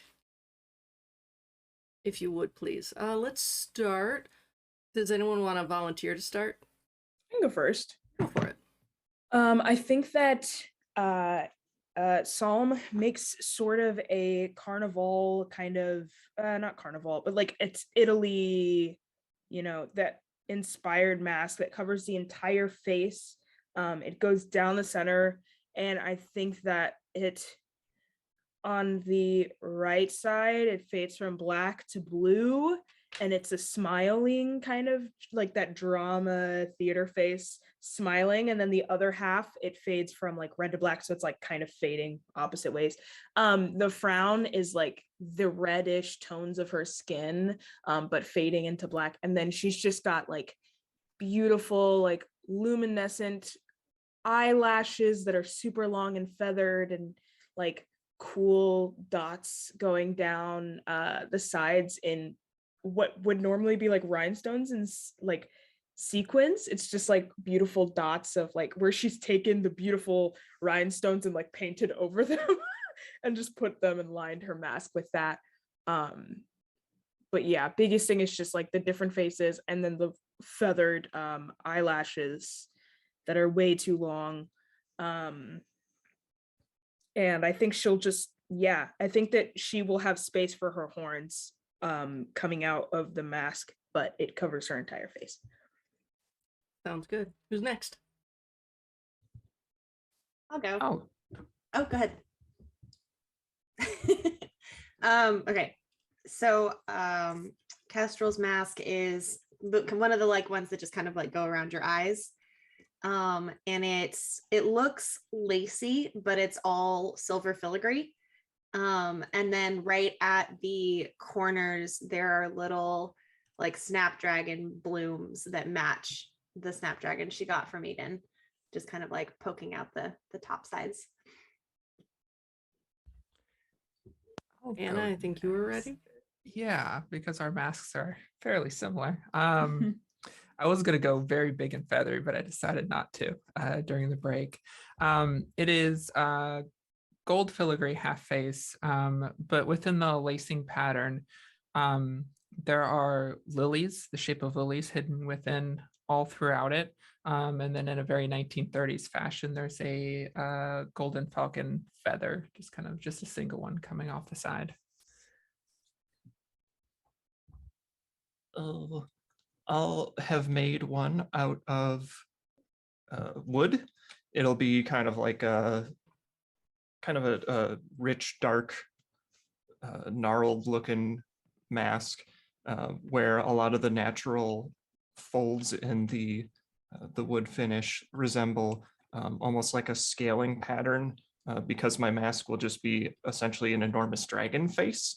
And the mask is also stylized to have essentially like a mane of sorts, almost like if a dragon also had a lion's mane, but all of that fur is actually like leaves that are coming off of it. And the mask lacks a lower jaw, so it kind of comes down to the snout with blunted teeth because it's a mask. You don't want it to be dangerous. And those are all made out of bone that has been kind of fitted into the inside of the front of the mask as well. Perfect. And Ash. I've got just like a half face mask made out of birch bark. So it's just like the white kind of papery bark that peels off. That's been molded to her face, and then just the edge, like the edges of it, are kind of curling up a bit, like you get when the bark falls off the tree. Perfect. So as you are each showing each other, like, yeah, this was the mask I made, and showing it off, a gnome comes out alongside of a very tall, statuesque looking archlich, and they kind of clear the gnome clears their throat and says, hello, I am Elcorius Berias, your host for the evening. Thank you all so much for joining us for this masquerade. Sorry. The puzzles were provided by our esteemed guest and primary courtier of the evening, Archlich Wuzzle from Wuzzle's Puzzles and Problems. Take it away. Yes, I find that the trick to a good puzzle is making you think. But I see you are all quite successful based off the masks you have crafted. If you would like to fill out this Q&A survey, there is a coupon for 50% off Wuzzle's Puzzles and Problems, rooms that you wish to escape from. Yeah, go ahead. So several different Fae move around and pass out these little pieces of paper, and it's one of those where like you can fill out the top and then you can tear off the coupon so that you can keep the coupon. It's got all of the information. And there are questions like, what rooms did you choose? How hard on a difficulty scale of 1 to 10 did you feel these rooms were? Is there anything you feel we could improve? And like, people are taking it, and for instance, you can hear a dwarf near you who, I'll really miss when there used to be those good puzzles, those really hard dungeon delving puzzles. I haven't been this excited for years. last time I went to one of these, it was some art exhibit, and at the end you just had to say what the art made you feel. This is the good stuff. I fill out my survey being very complimentary about all of the puzzles, and then in like, I'm assuming there's like a comment section. Oh yeah. I write a little bit about the importance of signage. I just go on about signage for a bit, and then I turn it in. Okay. You can Amazing. fill them in. You don't have to. It's if you do, like, there are other Fae who are collecting these to be able to take to Archlich puzzle. We appreciate the feedback. Amazing. As you head past the entrance, get past the Q&A, and are greeted by your host, you come into the main ballroom area, and you see there are people wearing masks of varying sophistication, but a lot of people are just wearing like plain wicker masks as well. And they all seem to be milling about. There's beverages, there's Faye walking around with drink trays, handing out champagne glasses to everyone. That looks like they don't have anything in hand. And right now, in the far corner, you can hear the tuning of instruments.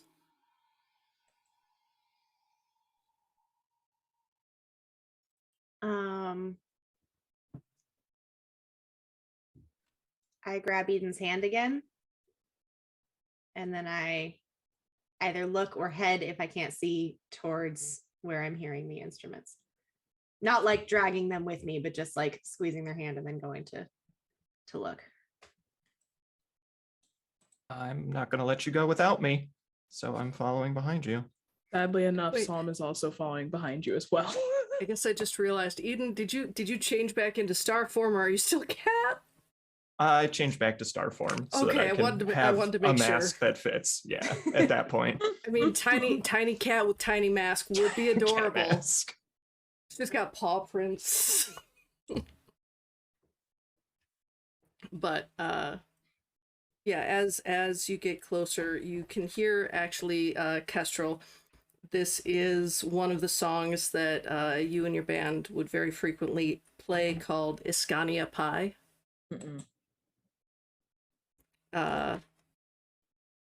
But as you get closer, you can definitely see your band. You can see Fedor. He's up front singing about how you would say goodbye to Iskania Pie, and what you would drive. Would it be dry or not?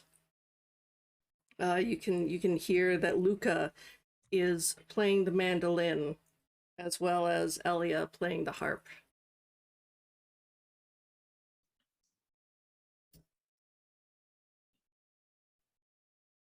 That's them. That's your band then.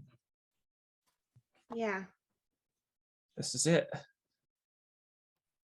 Well, I mean, I don't want to interrupt them during a set. I we could wait until they come off stage for a break or something.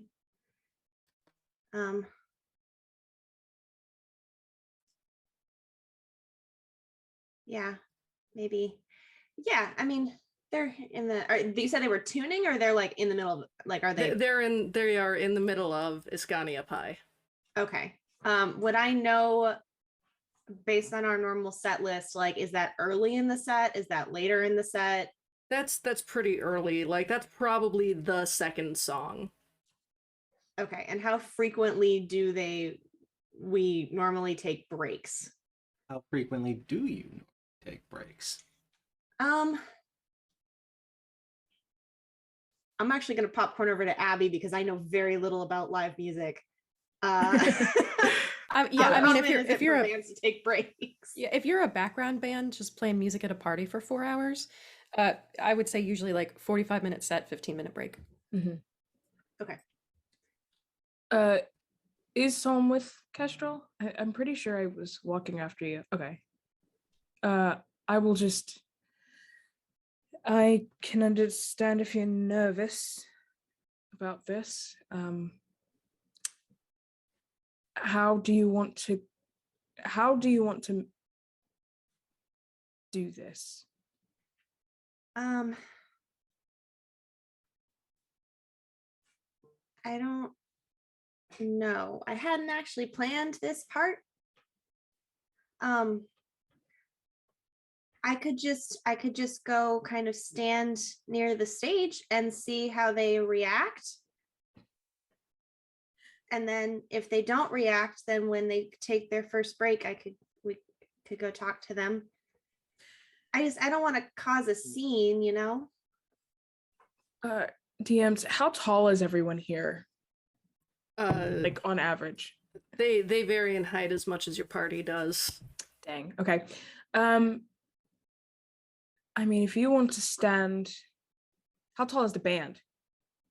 Are they? Okay, so the band consists of 2 humans and a half orc at the moment. So they're about average height, and they're on like a small dais, like it's probably a 5-inch like Elevated. platform. Right. If you want to stand on the side, I can stand with you, and Eden, of course, we can support you. However, yeah, I would like to say that I could look a little menacing, but I don't have any of my normal things, so hopefully I can just project a bunch of menacing energy at them. Maybe they'll mess up, you know. I don't know if that's what you want, but I can stand with you. That's what I'm trying to say. Okay. Yeah, let's do that. Let's go stand near the stage and see if they notice or if they do anything. And then if not, then when they come off for a break, we can talk to them. I just, I don't want to upset the host of the party by starting something in the middle of a performance. We should try. Yes. Art's their whole thing and stuff. Yeah. Last thing we want to do is piss off the Fae while we're doing this. Maybe we should ask. Maybe we should ask Anna and Ash to figure out who the host of the party is in the first place. Like, we know who's hosting, but like, who's important here? Yeah. Wasari, do y'all want to maybe do like a diplomat thing? Or you can come with us. Either way. We're here for you. If that's what'll help you the most, and that's what I'll do. But if you don't want to cause a scene, I could always request, as soon as they take their break, to talk to them and then give you that opening. That would be a way to do it quietly if you'd prefer that. Yeah, that might be better. Well, let's do this. Let's go stand at the stage just for a minute to see how they react, because that might help, figure out how this is all going to go.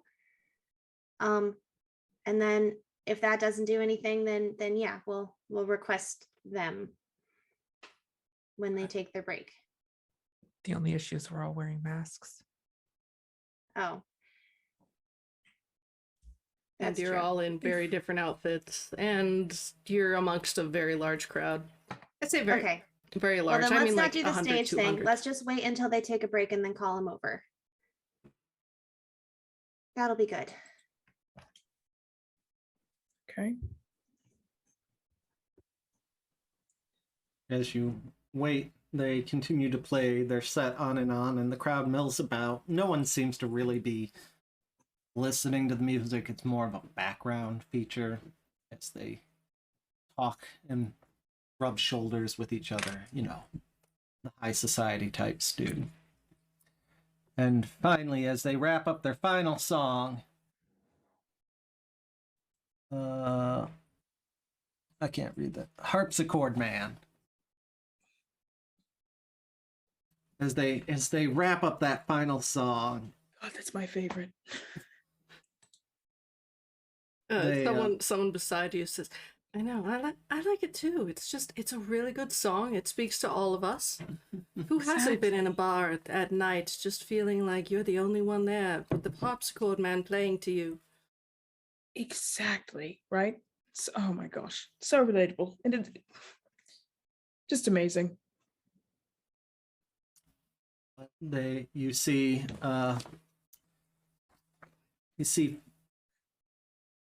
I'm sorry. Alcorius Barius. Alcorius, go ahead then. You see Alcorius Barius coming over. They already know like what the set list is. They probably have it memorized at this point. And they okay.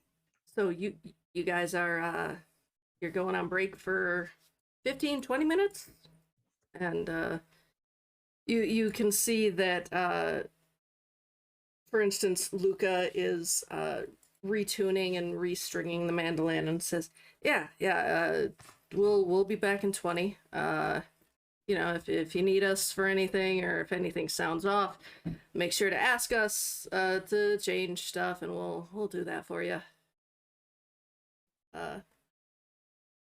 Yeah, you see them exchanging words in general.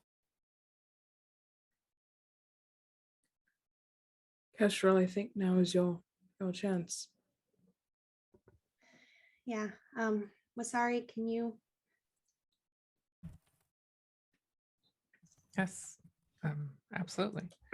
And I will put on all of my noble airs, straighten my back, and I'll just stride up to where the group is. Are they leaving the stage or are they staying on the stage?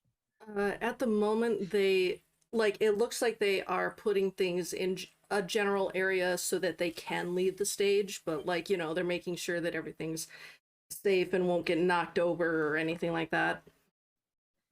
Okay, I won't approach the band directly. I'll approach, there's like a stage attendant or something around, and I'll give them my name and I'll tell them that I would like to have a word with the band when they have a moment. And I'll kind of back off with the group a little ways away from the stage, since Kestrel didn't want to make a scene of any sort. Yeah. You find someone that can pass the message along. It's a small show, so there's not really a stage attendant in this case. But you find one of the serving staff, and they go up to the band and let them know.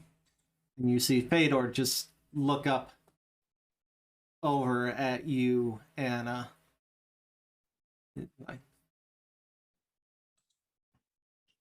And then calls the band together, and then they all begin heading towards you. Are you ready, Castrol? As ready as I'm going to be. Maybe it'll be fine. Maybe they'll have missed me. We will be here for you no matter what happens. Yeah, thank you. So Fedor walks up and he does a very particular bow to you, Wasari, and says, thank you. I understand that you are hoping to talk to the band about an engagement. Actually, I have a companion with me who wanted to speak with you. Oh. I'll motion towards Kestrel. Hi.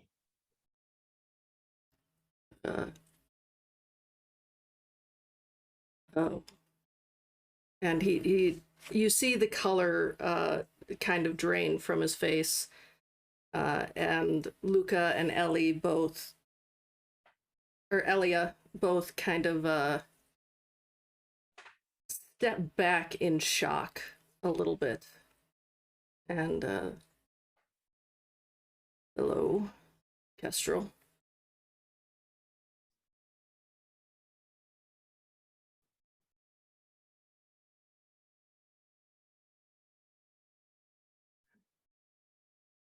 I'm sorry, I'm not sure what to say.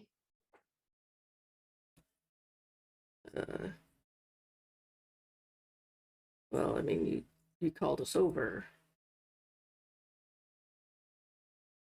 Or, I mean, rather, someone else called us over, but you still understand the basic concept.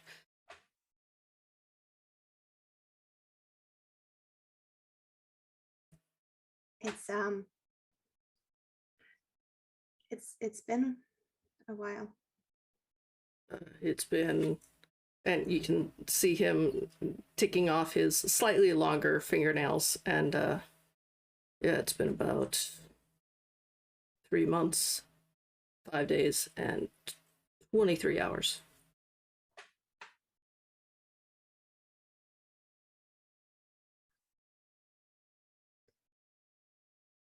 Why did you leave?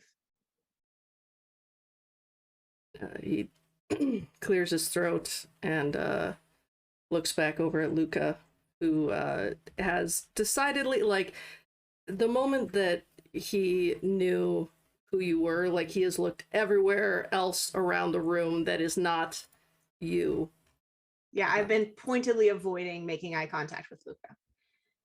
But when Fedor clears his throat, Luca, like, looks up at him and steps forward. Says, so you kind of freaked us out a little bit with the whole ghost thing. And you hear Elia in the back. It freaked us out a little.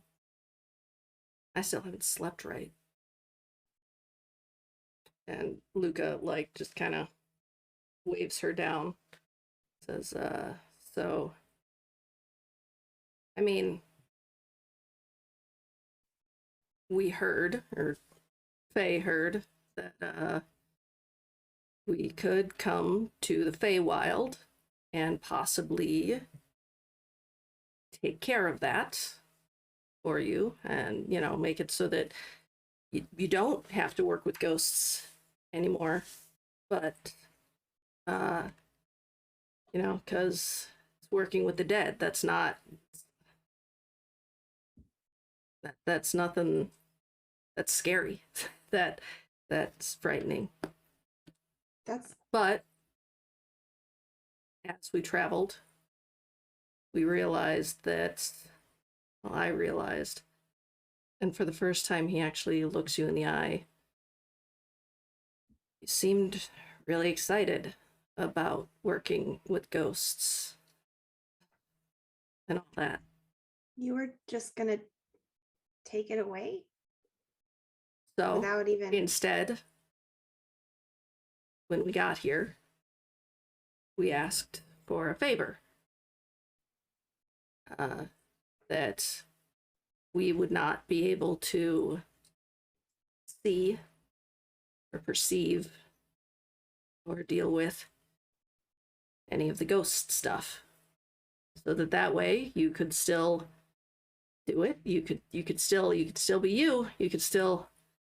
We just wouldn't have to know about it. But it's part of me. I know, that's why, and I mean, Elia was the one who thought of changing it, but you seemed real happy about talking to dead people. And we do want you to be happy, but we can't. That's not us.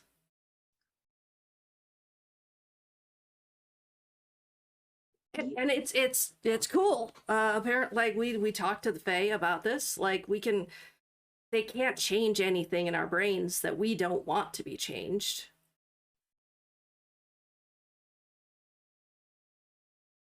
You were my family. I know, and that's And why you left. You didn't say anything. You just left. we thought it would be quicker than it has been. You know, it only took us an hour to get here from where we were. But apparently some part of what Faye signed us up for isn't working. So we're just stuck here for now. So you what? You were gonna come back and just pretend like it didn't happen? Like this isn't it's who I am. It's part of me. Fedor steps forward. Kestrel, we weren't going to have to pretend. They told us that they could make it so we would never notice the ghosts were there. It was supposed to be a quick trip, and we were going to be back on the road playing music again. You weren't even supposed to know we were gone. Why didn't you talk to me about any of this? Why didn't you ask me what? Elia from the back says, because we knew you'd act like this. Like you're the victim because we don't want to deal with dead people.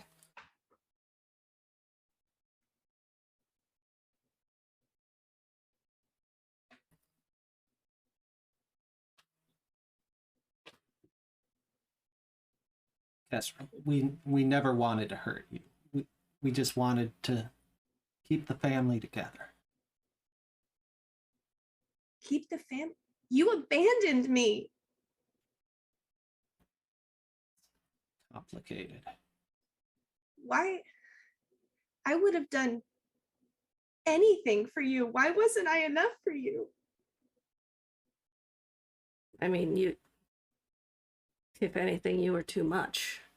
We just can't handle that. I get it. It's a thing that you can do. And it's a cool power. But It is, and it's helped people. I've helped people. Elia steps forward and she says, yeah, and spirits can harm people too. Just because it hasn't happened yet doesn't mean it's not going to. I'm not. Have you once run into a spirit who doesn't like you, who is going against you, who is angry with you? And we dealt with it. I would never hurt But it any of happened. you. We don't deal with that. We're not equipped to deal with that. We're not adventurers like you. I never wanted to be an adventurer. I just wanted.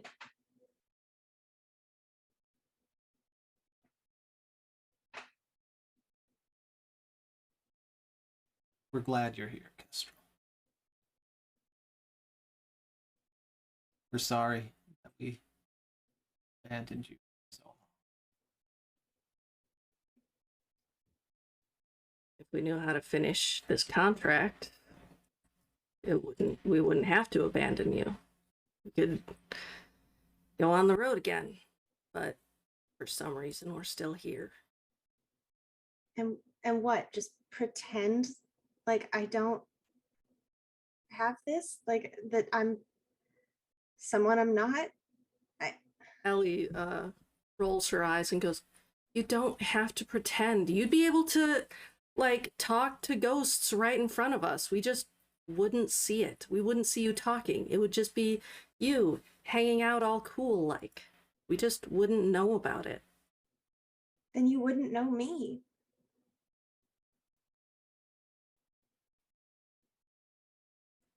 Ellie, or Elia, I apologize, I keep getting her name wrong, shrugs.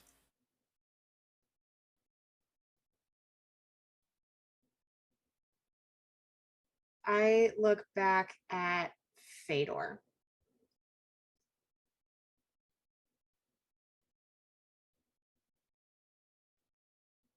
You really can't just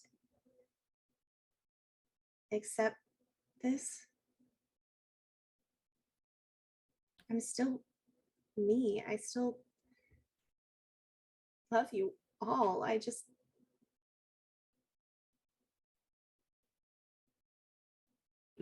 We love you too. That's why we traveled. That's why we decided to go on this journey, was to try and make it so that we could still be a family and just not have to deal with dead spirits.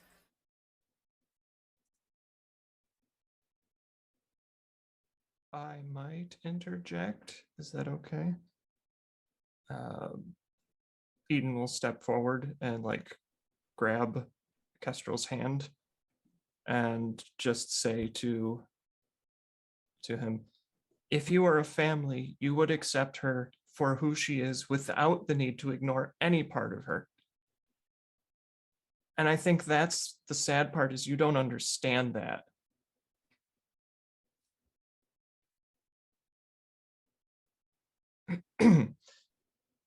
Kestrel,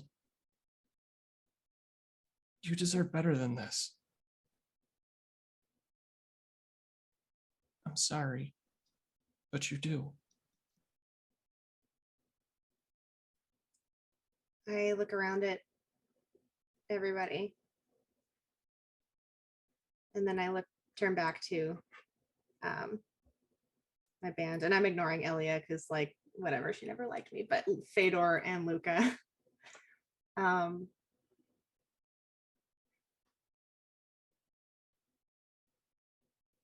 They're right.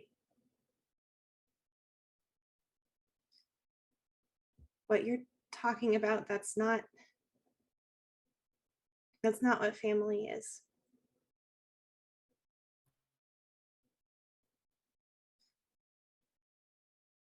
They all accept me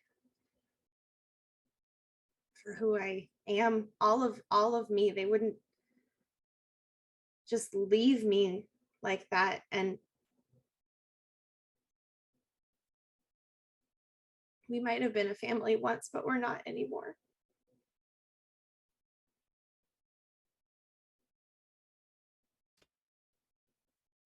As you finish saying that, Alcorius walks up, and they can tell that, like, there's something going on, and turns to Fedor and says, "Are you causing problems for our guest?" And Fedor kind of like snaps a little bit to attention and says, "No, this is Kestrel," and points to you. And Alcorius's eyes kind of light up and says, "Ah, so you can finally finish your contract." And Luca, "What?" And Alcorius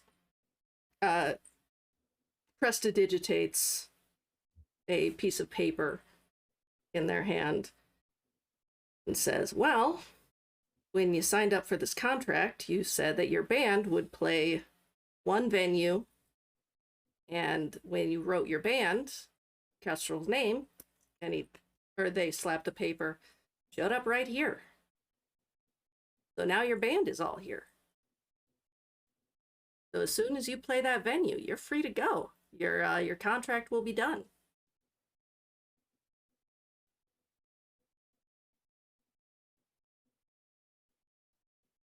Fedor looks at you, Kestrel. Doesn't say anything.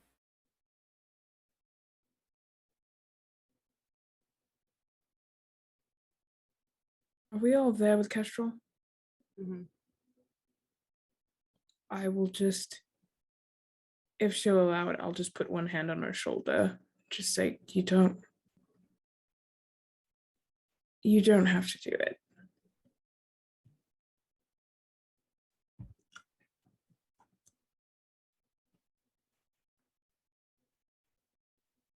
I'll look at Alcorius.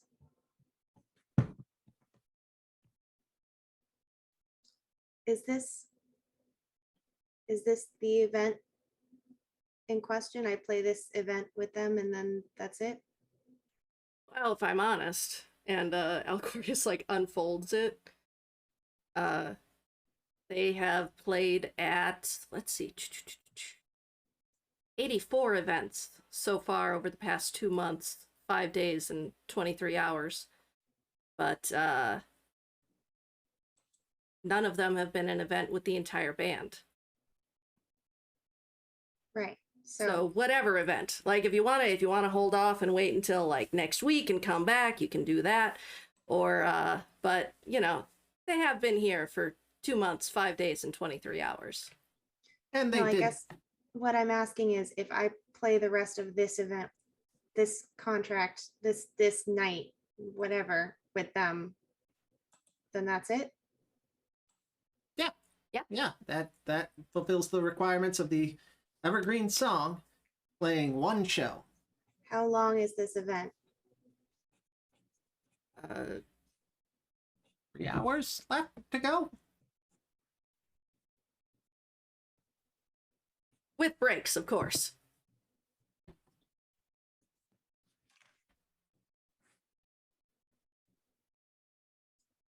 I will look back at Fedor.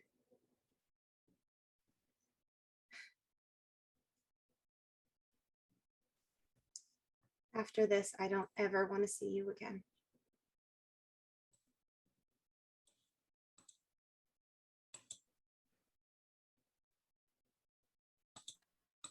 If that's what you want. And he kind of does a graciously low bow towards the stage.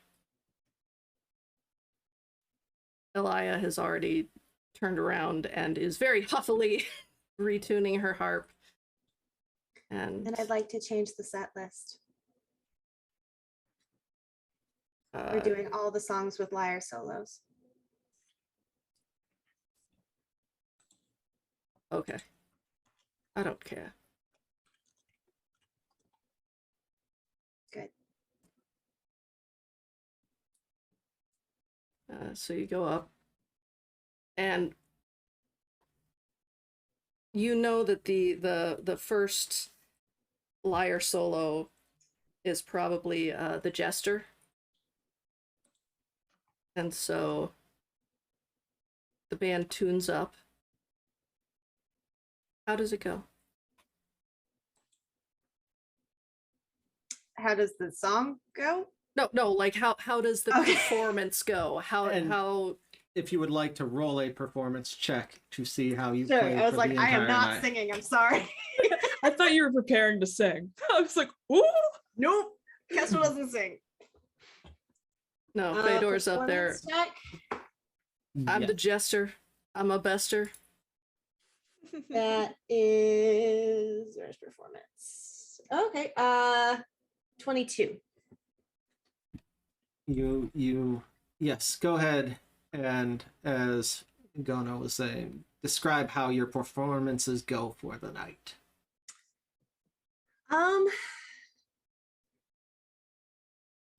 It goes well. You can like, you know how when you're playing or you're listening to music and you can tell that the people are new to playing together, the instruments aren't just quite in sync with each other. You get that vibe, but Kestrel sounds great. And you get the sense that she doesn't really care if she's complimenting the rest of the band at this point. Fantastic. As you play throughout the night and you take the breaks and you come to the final song and you're just like ripping away at the lyre, you know, blazing that final solo, and it goes into the ending notes and everyone just does the final strum at once. A little bit of sweat's beating down you, and Luca turns to you smiling. It's like, it's good to have you back. It would be, wouldn't it? And I walk off stage.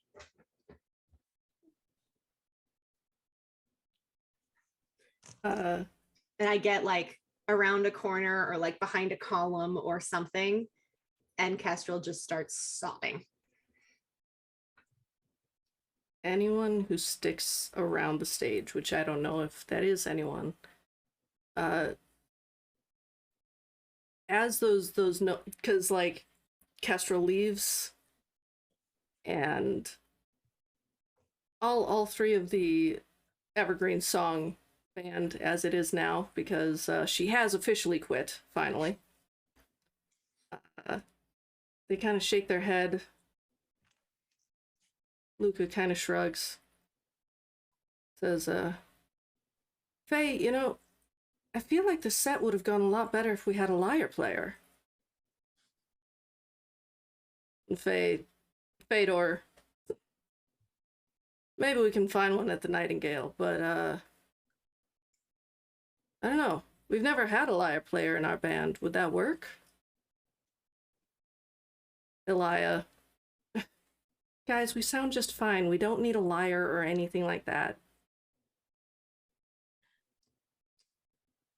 And they continue to pack up.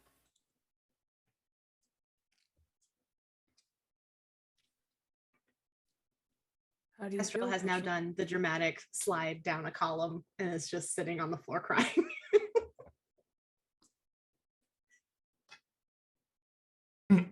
Eden will do the awkward come up from around the corner and like knock on the wall next to you. Hey, Hey, you did real great. thanks. That must have been real hard. Can I sit down? Yeah. Slink down the wall next to you and let the mask, I'll just take the mask off too at this point. Oh, that was tough. Yeah. I couldn't just leave them here. I wanted to, but wouldn't have been right.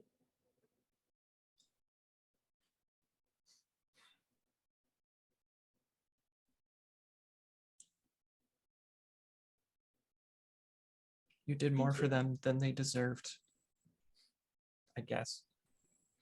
But Yeah.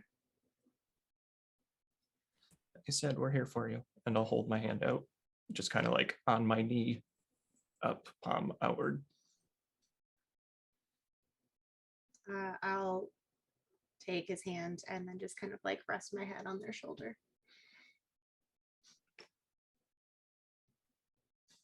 Thank you. You're welcome. Anything, anytime.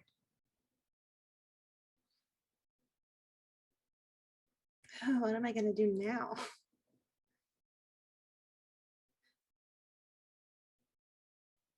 What do you want to do? I don't know. But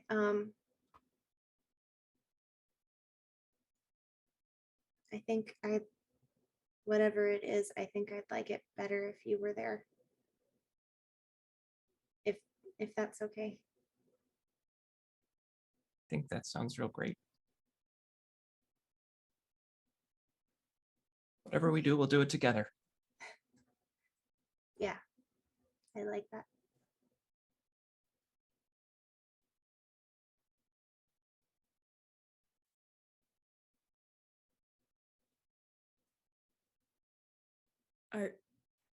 I think that Psalm went to go find the sweetest of treats of that she, oh gosh, I guess whatever she would have on her in her rations, just something to offer. And she'll also like knock on the wall. Like, hey, that was awkward, but you sounded great. Thanks. Telling you, you gotta do like a solo tour. You're so good. Maybe I will. And I will just break whatever I'm able to find. I'm sure it's probably just like some stupid little like nutrient bar. I'll break it into 3 pieces and give each of us one. Can I see Wasari from where we're at?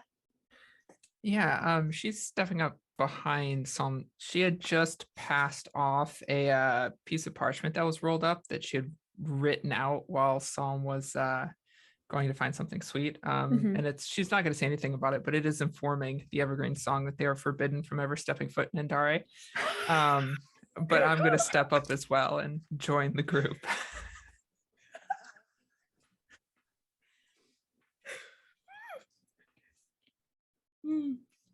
You're a lot better than they are in all aspects of life.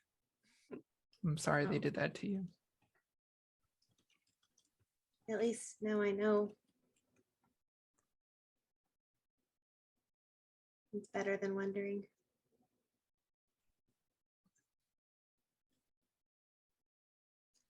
And I mean, they were wrong. What they were trying to do was wrong, but I guess,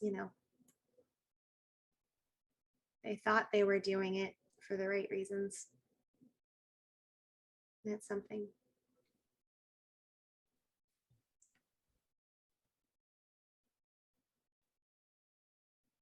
I don't know if it is or not, but you are a far better person than I am. I mean, I was tempted to kick them all in the shins as they walked off stage. I don't know if that says anything different, but I mean, I would have left them here. So you're a far better person than I am. then I'd kind of just be doing the same thing they did. So it didn't feel right.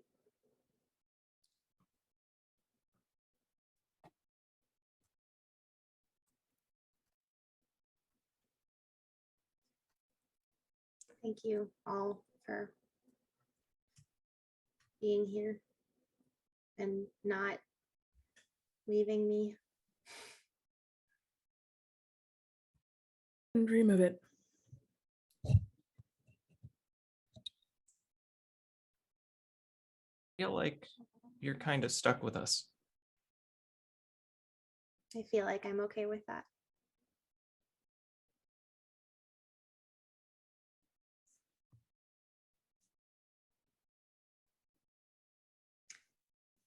Did we lose Ash?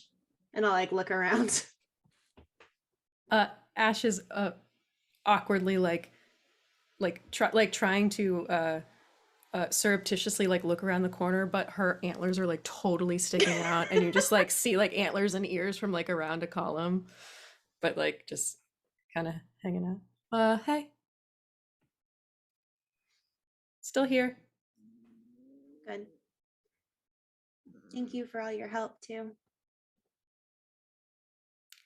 Well, part of it was my job. Just part of it? Yeah, well, I just getting you to the Iron Court is really in the job, and the rest was off the clock. Oh. Do we owe you anything? No, you paid all the things along the way that you needed to. Well, I just mean if you were working for free, that doesn't seem right. Oh, this wasn't work. This was very interesting. Fair enough. Yeah, I got to meet a Sphinx. Yeah. Yeah. I wonder if we'll meet her on the way out too. Oh, that reminds me. We got to read comments that says the Sphinx was really good. Yeah. Oh, I wrote that already. Oh. Well, I need to do mine now, and I just hurriedly start filling out my survey. Oh yeah, we don't have to go back through the rooms on the way out, do we? I'm sure that there's I'm sure there's another way to get around. I mean, if we don't care where we go, there should be some portals I can get us access to. Oh, Yeah, the doors go a few different places, and the party's winding down now. I probably should take a drink to that guy again. Oh yeah, we have to go get. Was it Benjamin? Benjamin. We have to make sure Benjamin gets a drink. Yes. Well, and we have to go back to the rooms anyway and get pick us up stuff. all your stuff. Yes. Yeah. Well then, let's do that. Yeah, You- yeah. I'll try to lead them back, and hopefully there won't be riddles along the way. No, like so very fun non-Euclidean moment. Like the puzzles were portals to other rooms. The actual building itself is fairly Euclidean, which means that you can just like find your way up towards rooms. And especially I'm sure you would ask like servers and stuff like that how to get up there. Mhm. And you're able to find your room. You can see actually that the clothes that you have changed or that you changed out of that you will now be changing into, they're all washed and like lightly mended as though with a wand of mending, and just folded and nicely prepped.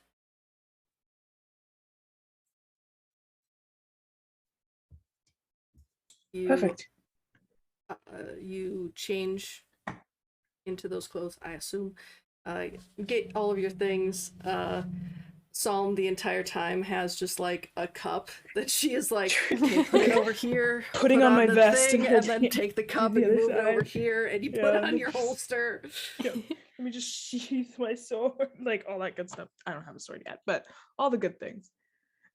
Seeing Psalm struggle, I will do a quick spell, and a translucent mage hand made out of gold, like arcane symbols, appears underneath the cup. Like, there you go.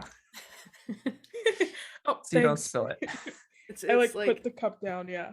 it gyrates like the chicken neck where it like it'll move so that it doesn't spill. But you're able to get dressed. All of your stuff is there. Everyone gets fully equipped again, and Ash guides you out through the entrance you came in, and you see Benjamin Titanium standing there on duty, ever faithful. I bow. Is that your drink? You actually remember. Thank you so much. Of course. There are berries in it.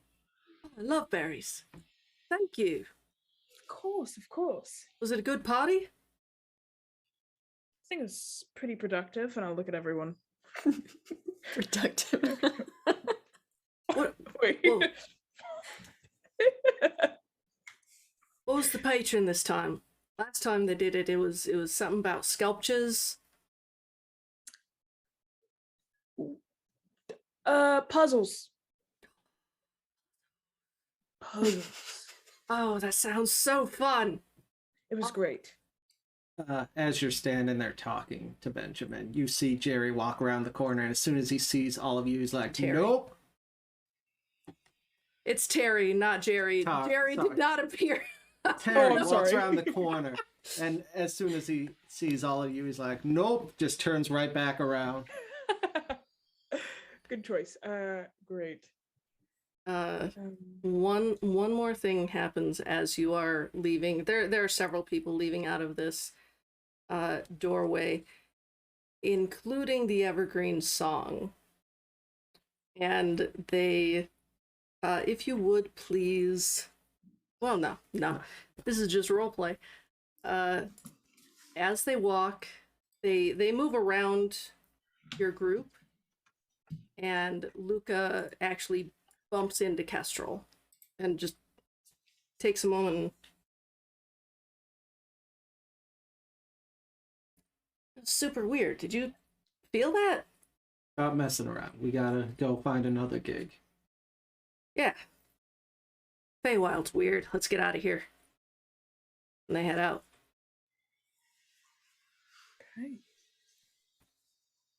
Well, that deal didn't seem to go the way they wanted it to.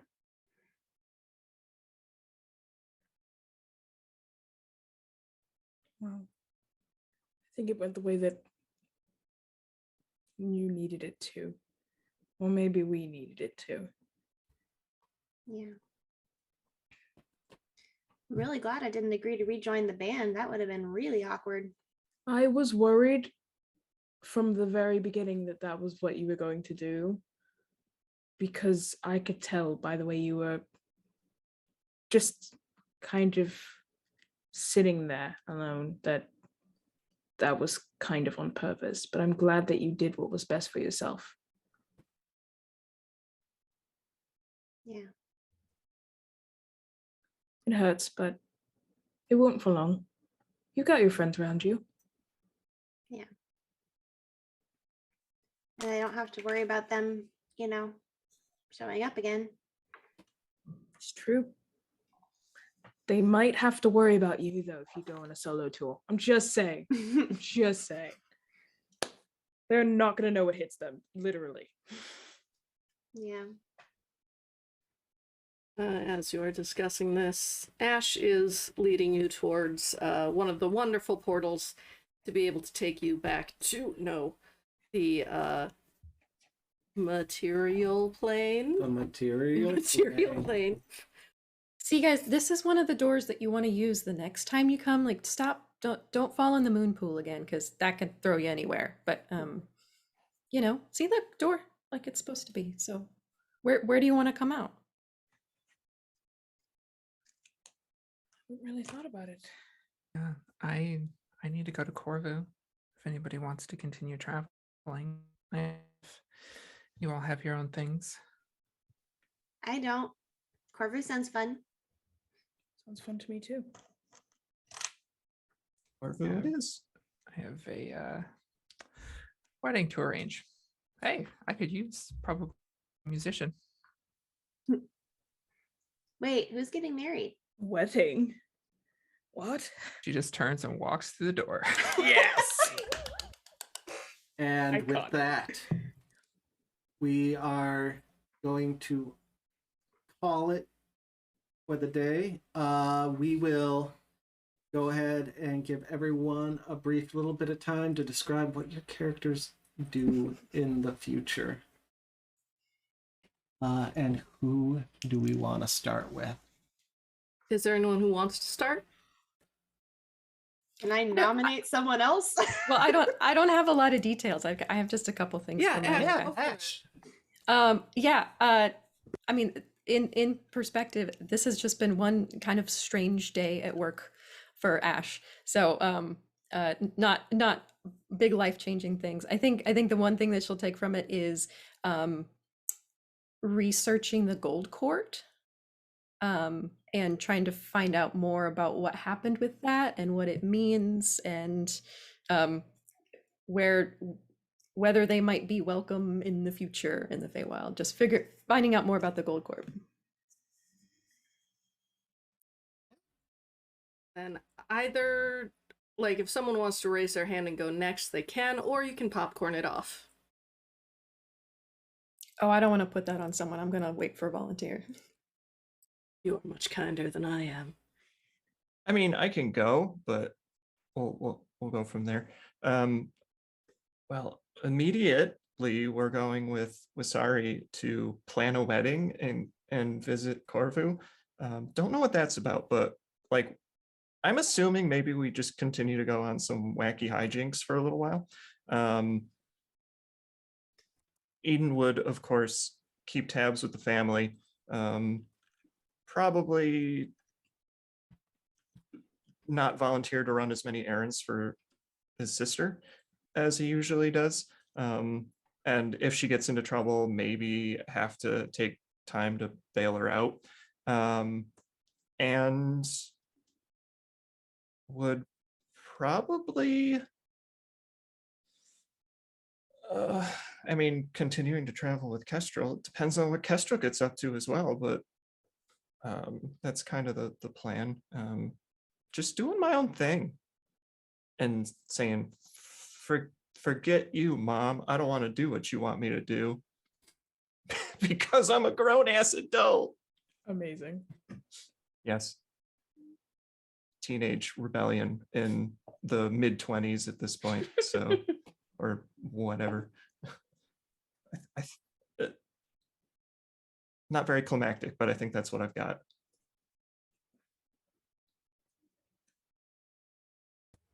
Same deal. You can either popcorn or Kestrel is volunteer. I'll go. Yeah, so Kestrel has to go help plan a wedding, apparently. Maybe provide the music, who knows. We'll probably, yeah, of course Jerry's invited.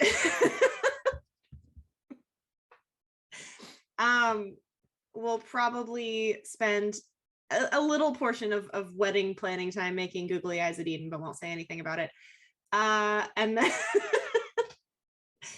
and then yeah, I think she will travel around for a bit. I don't think she's gonna try to go full solo career, but like she'll play some gigs here and there, and just keep in touch with everybody, see what everyone's up to, and just, you know, go where Eden needs to go for a while.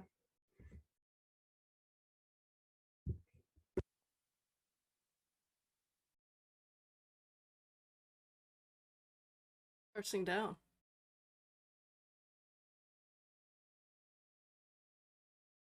Salmer was sorry. You want to do high or low? I think Masari should go. Okay, I will go. Yeah, heading back to Corvu. Wasari has mentioned Alicia a couple times during the campaign. Jerry's the only person who has ever asked about her, though. So Jerry's the only person who knows about her. Alicia is the princess / heir of Corvu. Wasari's counterpart. They had grown up together and have been courting for the last century or so. The coup threw all that into disarray, but yeah, she's going back to finally arrange that. Kestrel would be the star musician if she wanted to be. And then she and Alicia moving to Malthalar, which is the historical city on the border of Corvu and Nandari that Wasari had negotiated for. Just because it's a place close to Corvu, but also if Wasari ever had to invade from Corvu, then it's would be the most convenient place. But yeah, they sit up there and she takes an active role in politics, both in Andari and Corvu, trying to modernize the countries that will eventually become a single fiefdom. And of course, it's reclaiming, I don't know. But and of course, giving an offer to Psalm, which I will let Psalm talk about that. Yeah, that's all I don't want to go too far down with Sari's probably 700 years remaining lifespan, just because there's still stories you want to tell in this world. So that's what I got. Big wedding, then politics. Yeah, big wedding, then politics. I think that Psalm partakes in the wedding in any capacity that she can. She's definitely pulling pranks the entire time that stresses everyone out so much, but also keeps things light. I think that wherever, so what was the name of the country that you settled down in? It was in Andare. In Andare, yeah. So I think that she will probably start to settle down, and then Wasari kind of gives her an offer to, like, Wasari needs a captain of the guard. So I think that Psalm will take that and work that for as long as she can. But over some time, she kind of gets the itch to start traveling again, the itch that like kind of sent her on her journeys before this entire thing. And basically, she is going to kind of talk to Wasari about going on a journey again to try to figure out what's going on. And she'll reveal basically her sister. She wants to figure out what happened there. And talks to Wasari, who supports her, might come along with that. We'll go find Kestrel and Iden and just try to figure out this like mini mystery that's like kind of been displaced by a couple of years. But yeah, she'll probably live the quiet, simple, battlefield life for a little bit and then go on the journey. Sounds good. And with that, we end season 1. Shifting Echoes. So before we like close off, before we full on end, we do have to go around. Like, I want to know where I can find all of you and what you're doing, and what was your favorite part of the entire season? All 11 episodes? 11, yes. Yeah. So, let's go in the same order that you just did. So we'll start off with Abby, if you don't mind. Hello, I'm Abby. I have been your little Wolpertinger. I love that I have these antlers now. I'm just gonna wear them all the time. You can find me on Twitter at Aragorn's Girl. Mostly, especially since I've been spending more time at home lately, it's pictures of my cat, which is great. Everyone loves that. Favorite moment. Oh, that's a hard one. I think. Oh, speaking of cat, I think my favorite moment was when we were at the Nightingale Court and we all had to perform to like earn information, and we learned about Iden's fantastic skills and that Ash cannot play the whistle stick. That was a very fun round of seeing how people perform and how they did not perform. And that would be me. I would be after Abby. Hi, I'm Wren. You can find me on the internet pretty much anywhere at Thorny Dryad. I am a variety streamer. I am a podcaster. I am a live play TTRPG-er.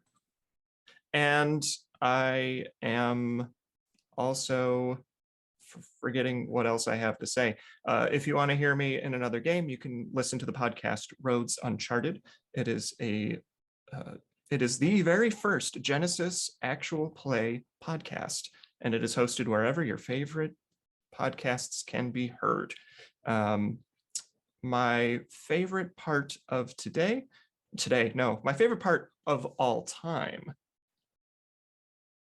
is probably when we were infiltrating the summer home and Kestrel lied to the guard about being told to send that guard to see essentially themselves. And that was absolutely a riot. Tally. I love that. Little Tally. Go see Tally. Tally. Tally told you to see Tally. Okay. I love that. That was so good. Perfect. And then to Caitlin. Oh, it's me. Hello, my name is Caitlin, aka a theaterphile all over the internet. I am a variety streamer that focuses on vintage and console games. Right now I've been on a hiatus for the holidays, but starting this Wednesday, I'll be back playing Final Fantasy VII on Wednesday nights, Ocarina of Time on Sunday afternoons, Mass Effect every once in a while, whenever I get an extra spare day. I also do tabletop RPG one-shots and such on my own channel, and I pop up on other channels every once in a while. Most excitingly, on the 16th, I think, that's wrong. I don't know. Every other Thursday, starting in a couple of Thursdays, the 13th of January, I'm going to be on Curriculum of Wonder, which is a Strixhaven campaign that is going to be over on the Marconomicon. And I'm very, very excited about that. So definitely tune in for that. My favorite moment of the whole campaign, oh gosh. I think probably Jerry and the giant Tressum plushie. Because that was just the best visual image ever. And then it continued with Psalm having to babysit the Tressum plushie, and it was just a series of wonderful moments. So yeah, that was probably my favorite. Next up, I believe, is Anna. Oh, I hate trying to pick a favorite moment from this season. I think it was everybody's reactions. And if I have to pick a specific moment, it was probably the mushroom picking moment and Caitlin's reaction. Just that moment of horror. That or the look of horror on Gonah and Teral's face when I asked how much a car cost to buy. Either of those reactions, I think, were my favorite parts. But yeah, I'm Anna, aka Archival Dust Bunny, most places on the internet, queer and trans advocate, museum worker, and TTRPG streamer. If any of that sounds interesting, you can find me on Twitter at Archival Dust Bun. I have a number of projects coming up this next season. The only one starting though that I can talk about yet is Tuesday nights on Black Feather Guild. We will be playing a Fey-based D&D campaign using the Children and Champions of the Fae supplement from DM's Guild. So that should be really interesting. Come and check that out. And if podcasts are more your thing, you can find me on Response Team Omnicron. I'll answer actual play podcast playing through the No Room for a Wildflower adventure setting following a PR team that finds themselves unexpectedly on the front line. New episode comes out tomorrow. Our team investigates the mysterious fire in the Grey Towns, goes full on PR team to the populace there, and makes an unsettling discovery. So check that out when it comes out tomorrow. Best place to see where and when I'm streaming is on Twitter, so give me a follow there. Perfect. And Lexi. Hi, I am Lexi, otherwise known as Black Girl Mage, both here on Twitch and on Twitter. You can find me in both places, just kind of fumbling around in the tabletop RPG space / D&D space.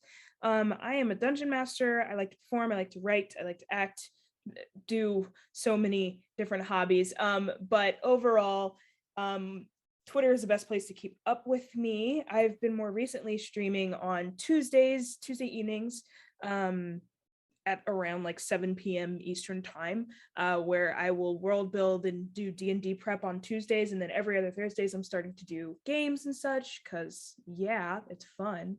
But more recently, I've been working on a game, and so that'll be released pretty soon. It's kind of Powered by the Apocalypse inspired, but it's a really fun game where you play as toys on a kid's floor that have to go defeat the monsters under his bed or under their bed.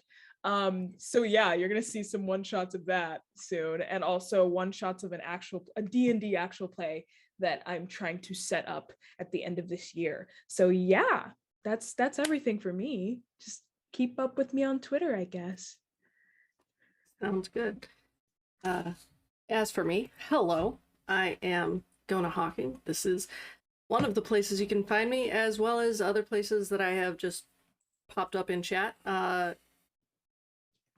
wait, Lexi, did you do your favorite part? Oh my goodness, my favorite part. I am not gonna lie, my favorite part was probably when Kestrel went to speak to Psalm's sister and Wasari's like mom showed up. I don't know why, but that was like so chaotically perfect. And it was just, oh my gosh, that was just it was a good moment. It was a really good moment. And just us being in the room and being like, there's fancy stuff here. Like, what's that like? Half of us being like, what's that like? And the other half of us being like, this is standard. It was really fun. Wonderful. Thank you. Of course. All the places you can find me. This particular episode is going to be up 1 week from now at 12:30 on my channel. So if you want to make sure that you can catch it, please follow me there. And I try to post on both TikTok and Twitter every day. It might not be good content, but it's content. Yeah, that's all of it for me. So my favorite part, my actual favorite part, I can't tell y'all because it was something with Lady Dame and like what happened behind the scenes with her. But the one that I can tell y'all was having Seth on the show, and just her character in general, her Petra, because they did an amazing job, and specifically just their dynamic with working with you guys and like giving the gun over to the party was just mwah, chef's kiss. Amazing. And I think that's everything. It's you. Hi, I'm Teral. You can find me over at Teral Plays It All on Twitch and Teral Tax Dragon on Twitter. I play Super Nintendo games. I'm currently working on Harvest Moon over on my channel every Monday night. And in addition to that, random times throughout the week. And what I can say for my favorite part of this campaign,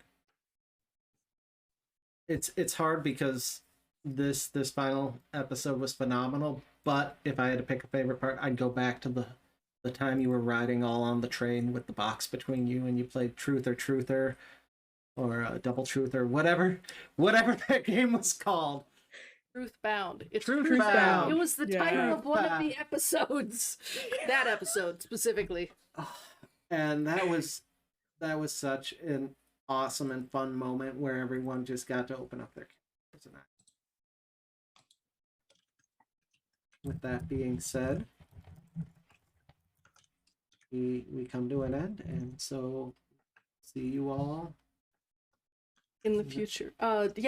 Season 2 in theory will be happening after the return of the tax dragon, after tax season, so that's probably going to be right around May if you want to keep your eyes open.